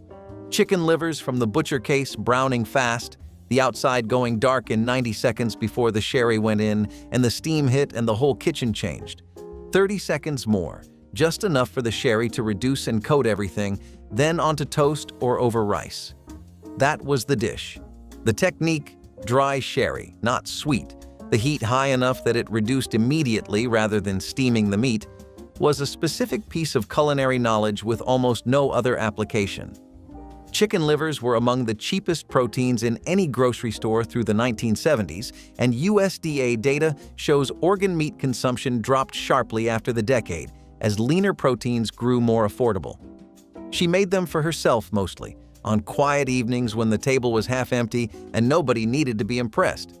You didn't understand the dish until you were old enough to understand those evenings. Stewart sandwiches were the first hot meal most gas stations ever served. A franchise operation out of Bloomington, Minnesota, started by Earl Sween in 1955, delivered frozen sandwiches to stations across the Midwest, along with a chrome countertop oven that heated them in minutes. The torpedo, the chuck wagon, the twin chili dog, each wrapped in foil, each punched into the machine by number. You stood watching through the little glass window while the bread crisped and the cheese melted, and for under $1 you had something hot that felt like a real meal. The sandwiches were simple: ground beef with brown gravy, processed cheese on a soft roll, but they were warm, and they tasted like the road itself. By the time Amana Radarange microwaves replaced those chrome ovens in the late 1970s, the original Stewart setup had already vanished from most counters. Nobody ever figured out how to make that torpedo taste the same in a microwave. Caramels were the buttery squares that stuck to teeth in the most satisfying way, each piece a study in perfectly cooked sugar and cream. Mothers would combine sugar, corn syrup, butter, and cream in heavy pots, stirring constantly as the mixture darkened from pale gold to rich amber. The temperature had to reach exactly the firm ball stage. Too soft, and the caramels wouldn't hold their shape. Too hard, and they'd crack teeth. Poured into buttered pans and cooled, the caramel was cut into squares and wrapped individually in waxed paper twisted at both ends. The texture was dense yet yielding, requiring serious chewing that released waves of buttery, slightly burnt sugar flavor. Some mothers added vanilla, others a pinch of sea salt before salted caramel became trendy. Children would unwrap piece after piece, the waxy paper accumulating in pockets and between couch cushions. Homemade caramels represented patience and precision, candies that couldn't be rushed but rewarded every minute of careful attention. Leaving butter on the counter in a covered dish was universal practice in the 1970s kitchens that health officials later declared unsafe. Families kept butter crocks on countertops where butter stayed soft and spreadable at room temperature. Morning toast got real butter that spread smoothly without tearing bread apart. Refrigeration advocates spent years warning about bacterial growth from room temperature dairy. But scientists now confirm that butter's high fat content and low moisture make it naturally resistant to bacterial contamination. Properly salted butter can safely remain at room temperature for days without spoiling. The USDA has acknowledged that counter butter poses minimal risk when kept covered. What 1970s families knew from practical experience has been validated by food science. Cold butter was difficult to use and often led to more waste as families struggled to spread rock-hard slabs. Room temperature butter was practical, delicious, and perfectly safe all along. Salmon patties transformed canned fish into crispy golden discs that graced Friday dinner tables in Catholic households and blue-collar homes alike. Canned salmon, bones, skin, and all, was mashed with cracker crumbs, egg, and minced onion, then shaped into patties and fried until the exterior turned beautifully crisp while the inside stayed moist. The bones, soft from processing, were simply crushed and mixed in, providing calcium that working families might otherwise lack. Mothers served these with cream gravy poured over the top or alongside boiled potatoes and canned peas. A single can could stretch into 6 patties, making it economical when meat prices climbed. The distinctive smell of salmon frying announced dinner throughout the neighborhood. Children either loved or dreaded Friday salmon nights, but everyone cleaned their plates. This Thrifty classic has nearly disappeared from modern kitchens, though those who remember it recall the satisfying crunch fondly. What do you do when you need to feed 12 people on $1's worth of meat? You make calico beans. The dish got its name from the patchwork of colors: dark red kidney beans, pale butter beans, white navy beans, and pork and beans all tumbled together with browned ground beef, diced onion, and a sweet tangy sauce of brown sugar, vinegar, mustard, and ketchup. It stretched a half-pound of hamburger into a crowd-sized dish where nobody felt shortchanged. Slow-baked for an hour until the top caramelized and the juices thickened, calico beans became a potluck institution across Iowa, Minnesota, Wisconsin, and the Dakotas throughout the 1960s and 1970s. Some families added bacon for smokiness. Others stirred in extra canned beans for body. It earned its place at the Fellowship Hall table by proving flavor had nothing to do with price. Creamed corn made from actual cream and butter appeared in serving lines across American schools throughout the 1970s. Cafeteria workers opened industrial-sized cans of corn and transformed them into something rich by adding cream, butter, and sometimes a touch of sugar. The dish was silky, sweet, and satisfying in ways that plain corn never achieved. Children who might refuse vegetables often accepted creamed corn because it tasted almost like dessert. The fat content made it filling, and the preparation made it palatable to even the pickiest eaters. When dietary fat became the enemy, creamed corn disappeared from menus, replaced by plain kernels that children promptly ignored. The irony is that the cream and butter help children actually consume their vegetables while providing fat-soluble vitamin absorption. Removing the richness didn't make children healthier. It just made them eat fewer vegetables altogether. If the pineapple cake was Saturday comfort, quiche was Sunday ambition. In 1970, quiche Lorraine became the most fashionable thing an American woman could pull from her oven, and Julia Child had everything to do with it. Bacon, eggs, Swiss cheese, and heavy cream poured into a flaky pie crust. It sounded simple, but the technique separated the Sunday cooks from the everyday ones. You had to blind bake the crust with pie weights or dried beans so it would not go soggy under all that custard. The filling needed to set just right, firm at the edges, barely trembling in the center. Too long in the oven and it turned rubbery. Too short and it wept. By 75, the phrase, "real men don't eat quiche," had entered the language, which only made the women who served it smile harder. They had taken eggs and cream, the cheapest ingredients in the kitchen, and turned them into something guests talked about for weeks. Number 21, fried taters and onions. The potatoes were left over from last night's supper, cold and already peeled, sitting in a bowl on the back of the stove. You sliced them thin, threw them into a cast-iron skillet with a yellow onion and a spoonful of bacon grease, and let them crisp up while the coffee perked. 12 minutes, start to finish. Hillbilly families in Wise County, Virginia, ate this for breakfast, for lunch, and sometimes as the whole supper when payday was still 3 days out. Potatoes were a nickel a pound at the Greenbrier Valley Piggly Wiggly. An onion was 2 cents. A pan of fried taters and onions fed 4 children and 2 adults for under 20 cents. There was nothing beautiful about it on the plate, but it smelled like a coal camp Saturday morning, and it was hot, and it filled you up until the mine whistle blew at noon. Chicken paprikash arrived through Hungarian immigration and held on for 60 years because it rewarded patience and real ingredients. Bone-in chicken, sweet Hungarian paprika, vivid, almost orange, with a faint sweetness impossible to replicate from the dusty supermarket tin. Butter, onion, sour cream, and nothing else that mattered. 2 heaping tablespoons of paprika into softened butter and onion, stirred until the kitchen changed, then the chicken, broth, lid on, 45 minutes low. The sour cream went in off the heat at the very end, always off the heat, because if it boiled, the sauce broke into something grainy with no recovery. Over wide egg noodles, the color of a late sunset.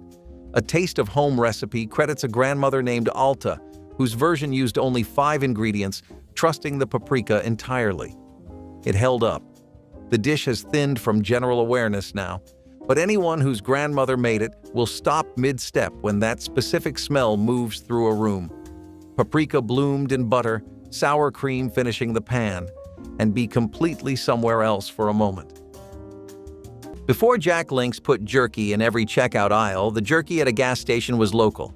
It came in hand-labeled bags or brown paper sacks, dried in somebody's smokehouse, and the brand was often just a name.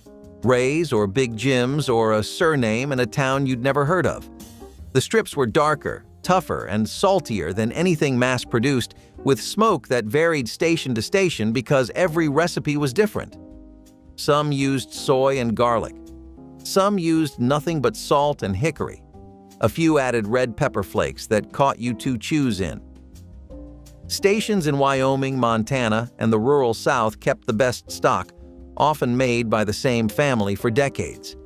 You held the strip in your teeth and tore, and the flavor released slow, the way good jerky should. Those hand-labeled bags are nearly extinct. Food safety regulations and corporate distribution pushed the small batch makers off the rack and replaced them with vacuum-sealed packages that taste like teriyaki-flavored leather.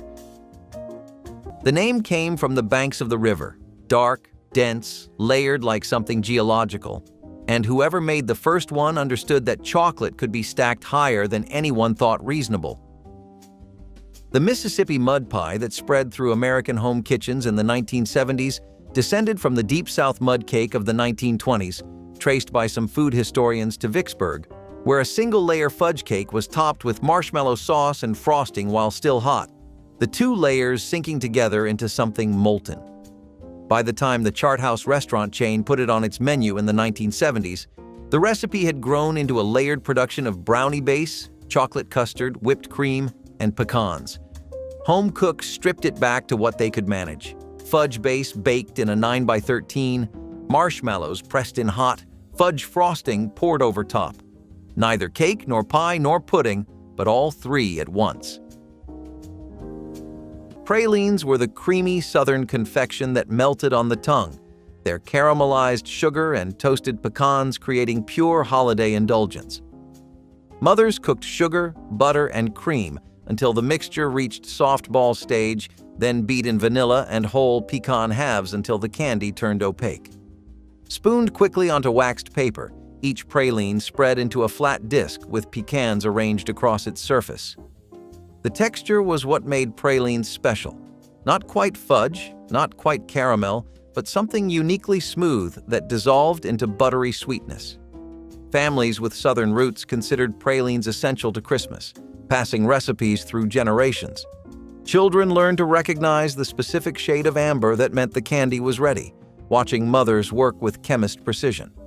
The smell of cooking pralines filled houses with warmth that captured the entire holiday season. Pralines couldn't be hurried, requiring skill that mothers perfected over years of Christmas candy making. Adding a splash of vinegar to poaching water for eggs was a trick every 1970s diner cook and home breakfast maker swore by. A tablespoon of white vinegar went into the simmering water before cracking eggs into the swirling liquid. The result was perfectly shaped poached eggs with tight, compact whites instead of the feathery strands that spread through plain water. Some dismissed this as kitchen folklore with no real science behind it, but food chemists have confirmed exactly why this works. The acid in vinegar causes egg white proteins to denature and coagulate faster, setting the outer layer almost instantly when it hits the water. This rapid firming prevents the whites from spreading and creates that restaurant-quality appearance. The small amount of vinegar cooks off completely, leaving no taste in the finished egg. What seemed like grandmother superstition was actually precise protein chemistry that professional kitchens worldwide still rely on today. Kielbasa and sauerkraut was the workingman's feast in Polish, German, and Eastern European communities across industrial America. Fat links of smoked kielbasa were nestled into beds of tangy sauerkraut, sometimes with potatoes or apples added, and simmered until the flavors married into something deeply satisfying. The sausage released smoky fat into the kraut while absorbing its briny sharpness, creating a balance of rich and sour that demanded cold beer and dark bread alongside. Steelworkers, miners, and factory hands brought this dish to union hall gatherings where it fed crowds economically. The sauerkraut could be homemade, fermented in crocks, or store-bought. Either way, the result was comfort on a plate. Mothers knew exactly how long to simmer until the kielbasa skin snapped perfectly when bitten. This dish represented immigrant heritage maintained through food, connecting factory workers to old-world traditions. It survives in ethnic enclaves but has largely vanished from mainstream American tables. Biscuit Impossible Cheeseburger Pie was the magic trick that launched 1,000 weeknight dinners. The recipe first appeared on the back of the biscuit box around 1971, and Betty Crocker promoted it through her recipe card library that same year. The impossible part was the selling point. You poured a batter of biscuit, milk, and eggs over seasoned ground beef and shredded cheddar in a pie plate, and the batter sank during baking to form its own crust. No rolling, no crimping, no pastry skills required. The filling was straightforward: browned ground beef with diced onion, a splash of Worcestershire sauce, salt and pepper. But topped with that self-forming golden crust and bubbling cheese, it looked like something that took real effort. At around 40 cents for the biscuit and 60 cents for the beef, the whole pie cost barely over $1. It became the answer to what to make when company was coming, and there was nothing in the house but Hamburger. Canned fruit cocktail in heavy syrup was dessert disguised as nutrition, and cafeterias served it proudly. Those cubed peaches, pears, grapes, and cherries floated in sugared liquid that made fruit acceptable to children who might otherwise reject it entirely. The syrup was thick, sweet, and genuinely delicious, transforming institutional fruit into something children requested rather than avoided. Lunch ladies spooned generous portions into small bowls, and children ate every bite. When sugar became the new dietary villain, heavy syrup disappeared in favor of fruit packed in juice or water that children largely refused to finish. The original version delivered vitamins, fiber, and the simple pleasure of sweetness that made school lunches bearable. Modern thinking suggests that moderate sugar consumption, particularly attached to actual fruit, poses minimal health risk compared to the processed alternatives children consume today. Chicken divan started in a fancy New York restaurant called the Divan Parisian, but by the time it reached your mother's kitchen in the 1970s, it had lost its accent and gained a can of cream of chicken soup. Broccoli went on the bottom of the casserole dish, frozen, never fresh, because fresh broccoli was expensive and nobody could find it in January anyway. Then came the cooked chicken, torn into strips, then the sauce made from that soup, mayonnaise, a squeeze of lemon, and a splash of dry sherry that made the whole house smell like a dinner party. Curry powder was the secret weapon. Just half a teaspoon turned the whole dish golden and mysterious. Breadcrumbs and melted butter went on top, and 30 minutes later you had something that tasted like it came from someone who knew what she was doing. She did. She just never got the credit for it. She started shaping it the night before, always the night before. The cheese ball was the centerpiece of every 1970s party table, and making one meant softening 2 blocks of cream cheese, folding in sharp cheddar, Worcestershire sauce, garlic powder, and sometimes diced onion. You mixed it by hand, formed it into a round the size of a softball, wrapped it tight, and chilled it overnight so the flavors settled. The next day, you rolled it in crushed pecans until every surface was covered and set it on a plate surrounded by Ritz crackers. Cheese balls in America trace back to 1801, when citizens of Cheshire, Massachusetts, presented a 1,200-pound wheel to President Jefferson. The 70s version was modest, but at every holiday gathering, every cookout, there it sat. The woman who brought the best one knew it, and everyone else did too. Nobody fought over recipes louder than they fought over whose cheese ball belonged at the center of the table. Number 11. Chicken fried steak. The cut was cube steak, a thin piece of tough round that had been run through a mechanical tenderizer at the Piggly Wiggly in Logan. It cost 89 cents a pound in 1974. You dredged it in flour, fried it in bacon grease for 3 minutes aside, and served it with a pan gravy made from the drippings and a cup of milk. The whole dinner was on the table in 18 minutes. In a coal camp kitchen, chicken fried steak was the Friday payday meal, the one that said the paycheck cashed, the company store bill was paid, and there was enough left over to fry something that used to be beef. A family of 6 could eat for under $2.50. Your grandmother served it beside mashed potatoes and a plate of biscuits. Nobody said it was poor food. They said it was steak. European immigrants brought stuffed cabbage to American kitchens in the late 19th century, from Poland, Hungary, Ukraine, Czechoslovakia, and the recipes differed by village and by family. The Hungarian version called for a touch of sugar in the tomato sauce. The Polish sometimes layered sauerkraut beneath the rolls before braising. What all versions shared was the method. A whole head of cabbage into boiling water, outer leaves peeled off one at a time as they softened, each packed with ground beef, raw rice, and onion, tucked and rolled firm. Seam down in a pot, covered in tomato sauce, 2 hours low. The house took on the smell of cabbage softening in tomato. Sweet and slightly funky, a smell that places you in that specific kitchen the moment you encounter it again, decades later. She knew they were done by pressing one roll with the back of a spoon and reading what she felt there. That knowledge existed nowhere on paper. The rolls stopped coming to family tables one generation at a time, the first losing patience for the rolling, the second not knowing the rolling had ever been something to lose. The tin key was half the ritual. You peeled back the metal lid in a slow curl, and the oil rose up, dense, fishy, sharp, and everybody in the car knew what you'd opened. Sardines packed in mustard sauce or soybean oil sat on gas station shelves next to the Vienna sausages, and the men who ate them did so without apology. You laid them on saltines one at a time, bones and all, and ate them in the parking lot because nobody wanted that smell in the vehicle. A tin and crackers cost under 50 cents and delivered more protein per dollar than anything behind the counter. Old fishermen swore by the mustard-packed ones. Mechanics preferred the oil. The bones were soft enough to chew through, and if that bothered you, you weren't the audience. Sardines were immigrant food turned working-class fuel. Portuguese, Scandinavian, Southern, and the gas station was the last place they held ground before grocery stores pushed them to the bottom shelf and polite company pushed them out of sight. In the 1970s, Robert Redford was the most attractive man in American cinema, and some home cook decided the most indulgent dessert she could build deserved to be named for him, or to outdo him entirely.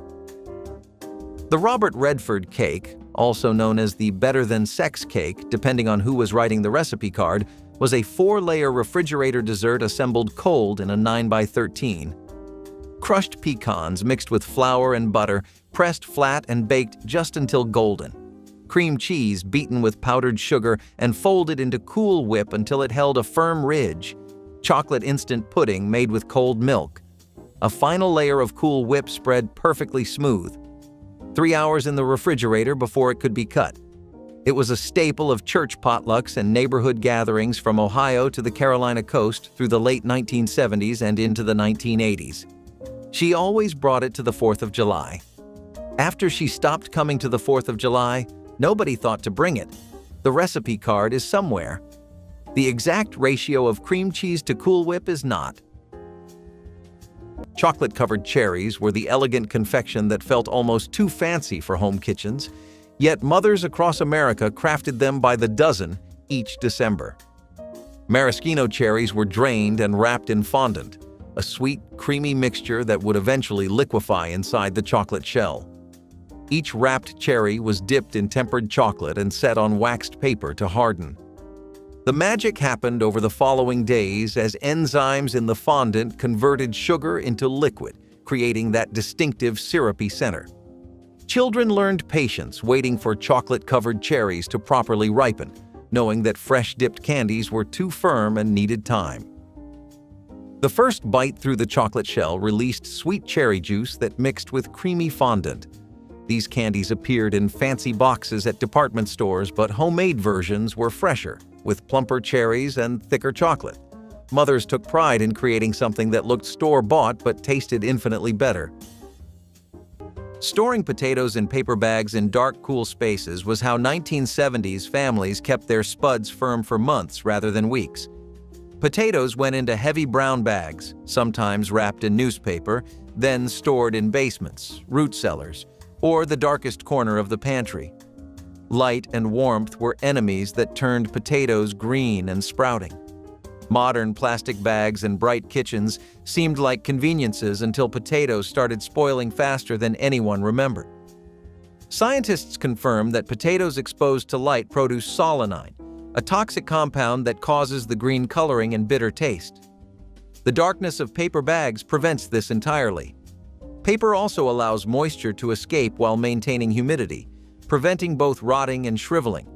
Plastic traps moisture and accelerates decay. The cool temperatures slow metabolic processes that cause sprouting. What 1970s homemakers practiced as common sense has been validated as optimal food science for potato longevity. In small towns across the Great Plains, porcupine meatballs were a Tuesday night staple that children either loved or dreaded. The name came from raw rice mixed into the ground beef before shaping. The grains poked out in tiny white spikes after simmering in tomato sauce, giving each meatball the look of a tiny, edible porcupine. The recipe survived from the Depression, when mixing rice into meat was survival rather than whimsy. But by the early 1970s, it belonged to frugal cooks who knew a cup of rice could turn 1 pound of hamburger into enough meatballs for 6. Combine the beef with rice, egg, chopped onion, salt, and pepper. Roll into balls, brown in a skillet, then nestle them into canned tomato soup thinned with water. Covered and simmered for 45 minutes, the rice swelled, the meat stayed tender, and the sauce thickened into something rich and deeply tomatoey. Lard-based pie crusts appeared in cafeteria desserts with a flakiness that modern vegetable shortening versions simply cannot achieve. The rendered pork fat created layers in the pastry that shattered at the first bite, releasing buttery richness that complemented every filling from apple to cherry to chocolate cream. School bakers understood that lard was the secret to proper pie crust, a technique passed down through generations of American cooking. The crust was tender yet sturdy enough to hold generous fillings without becoming soggy. When animal fats became dietary villains, schools switched to vegetable shortening that contained the very trans fats we now know to be dangerous. The lard had been the healthier option all along, providing stable saturated fats that the body processes efficiently. Those original pie crusts represented genuine baking craft, not the processed shortcuts that replaced them. Modern chefs have rediscovered lard's superiority, but school cafeterias lost this knowledge decades ago. Before 1977, the phrase pasta primavera did not exist in most American kitchens. Then Le Cirque, one of the most famous restaurants in New York City, put spaghetti loaded with fresh vegetables on the menu, and suddenly every home cook in the country wanted to know how to make it. The original version used whatever was in season: zucchini, broccoli, mushrooms, tomatoes, snap peas, tossed with garlic, olive oil, and a finish of cream and parmesan. It sounded healthy, which mattered in the late 70s when the first health food wave was rolling through suburban grocery stores. Restaurants everywhere copied it within months. Home cooks adapted it with frozen mixed vegetables and jarred Alfredo sauce, which was not the same thing but filled the same space on the plate. The word primavera means spring in Italian, and for a few years it made every weeknight dinner feel like something was blooming. That feeling faded when the dish became ordinary. 3. You measured nothing. A handful of peanuts, a handful of raisins, M&Ms poured in until the color looked right. Then you shook the bag and called it done. Gorp. Good old raisins and peanuts was the original trail mix, and through the 70s it went everywhere families did. Into backpacks on scout trips, into station wagons on cross-country drives, into brown bags beside thermoses at Little League games. The combination of nuts, dried fruit, and chocolate as portable hiking food traces to at least the 1910s, when outdoorsman Horace Kephart recommended a similar mix in his camping guide. Every family had a version: sunflower seeds, coconut flakes, butterscotch chips instead of chocolate. The only rule was, you made it yourself and made enough to share. When trail mix appeared in pre-made bags at the gas station in the 80s, it stopped being something you assembled around the kitchen table. Nobody fought over the last handful of a gas station bag the way they fought over their mother's gorp. Saltwater taffy was the pull and stretch candy that turned December kitchens into family workshops, children and parents working together until arms ached. Mothers would cook sugar, corn syrup, butter, and salt to the hard ball stage, adding food coloring and flavoring before pouring the hot mixture onto greased marble slabs or baking sheets. Once cool enough to handle, the taffy was gathered into ropes and pulled repeatedly, the stretching incorporating air that transformed the candy from dense and dark to light and glossy. Children took turns pulling, their small hands working alongside their mothers until the taffy turned satiny and began to hold its shape. Cut into bite-sized pieces and wrapped in waxed paper, each taffy was chewy, sweet, and impossibly fresh compared to anything from the store. The flavors ranged from peppermint to vanilla to fruit, each batch a different color. Making taffy was as much entertainment as production, a family activity that created memories alongside candy. Making bone broth from leftover carcasses was a cornerstone of 1970s thrift cooking that fell out of fashion as convenience foods took over. After roasting a chicken or cooking a ham, nothing went to waste. Bones went into large stock pots with vegetable scraps covered with water and simmered for hours until the liquid turned rich and golden. This broth became the foundation for soups, gravies, and sauces that stretched meals further. Modern processed bouillon cubes promised convenience but delivered only salt and artificial flavors. Food manufacturers convinced families that homemade stock was unnecessary work. But scientists have confirmed that properly made bone broth contains collagen, glycine, and minerals that support gut health and reduce inflammation. The gelatin released during long simmering provides amino acids that commercial products cannot match. What 1970s cooks understood intuitively, that slow-simmered bones created something nourishing, has been validated by modern nutrition research. Spanish rice was the economical side dish that appeared alongside nearly everything in blue-collar kitchens throughout the 1970s. Rice was cooked with canned tomatoes, onions, peppers, and whatever seasonings the pantry offered, often just salt, pepper, and chili powder. The tomatoes stained the rice a cheerful orange red while adding moisture and tang that plain rice could never match. Mothers made enormous batches knowing leftovers would be just as good reheated or fried crispy for breakfast. The dish cost almost nothing yet added color, flavor, and substance to meals built around cheap proteins. Some families stirred in ground beef to make it complete, while others kept it simple as a bed for fried eggs or beans. Spanish rice appeared at potlucks, packed lunches, and weeknight suppers with equal frequency. It required no special skills, just patience, while the rice absorbed the tomato liquid. This humble side has faded from regular rotation, replaced by instant versions that lack its homemade character.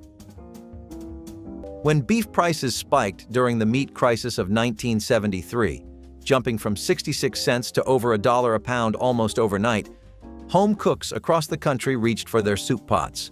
Hamburger soup became the answer to stretching a half pound of ground beef into enough dinner for an entire family. The recipe appeared in both Betty Crocker and Good Housekeeping during that era, though most women learned it from their mothers rather than magazines. Brown the beef with onion, add diced potatoes, carrots, celery, canned tomatoes, and beef broth. Then simmer until the vegetables were tender and the broth had turned rich and beefy. A handful of barley or egg noodles stirred in near the end gave it body.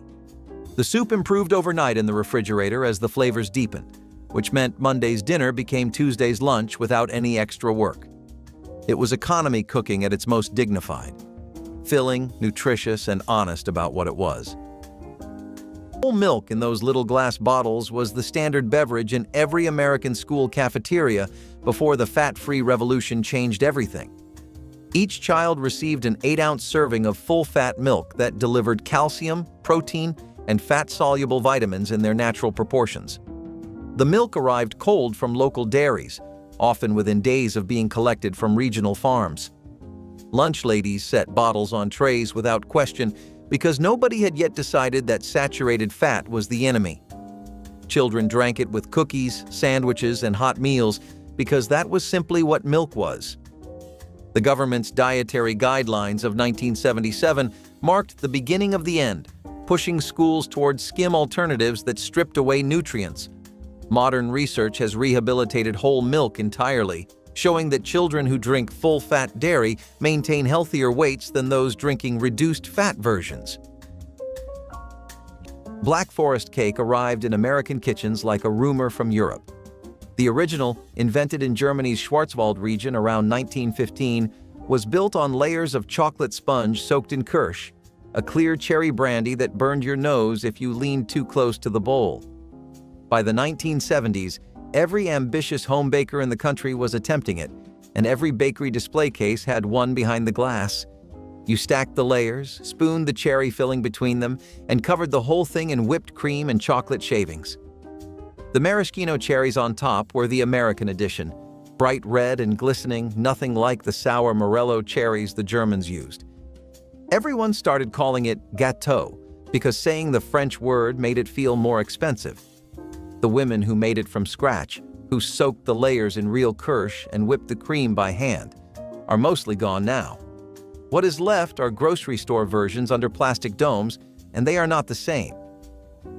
Long before granola bars and fruit snacks filled the after-school hours, there was bread, butter, and a shaker jar of cinnamon sugar waiting on the counter. You buttered a slice of white bread edge to edge, shook the cinnamon sugar over it thick enough to see brown, and slid it under the broiler with the oven door cracked open so you could watch. 2 minutes, maybe 3, and the butter bubbled up through the sugar until the surface turned golden and the edges crisped. The smell was the whole house. Every kid in the neighborhood knew it.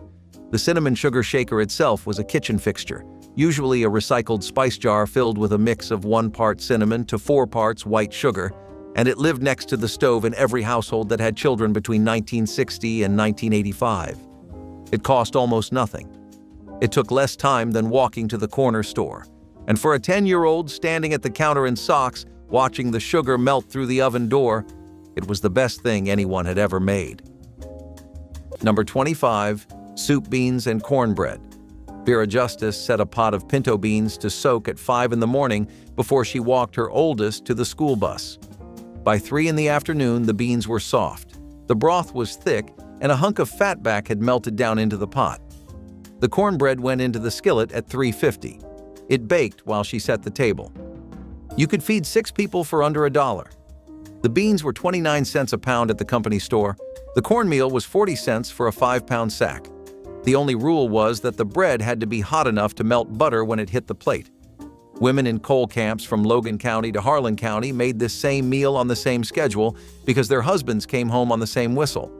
It was not a peasant dish. It was a working dinner that honored a working man. That mattered.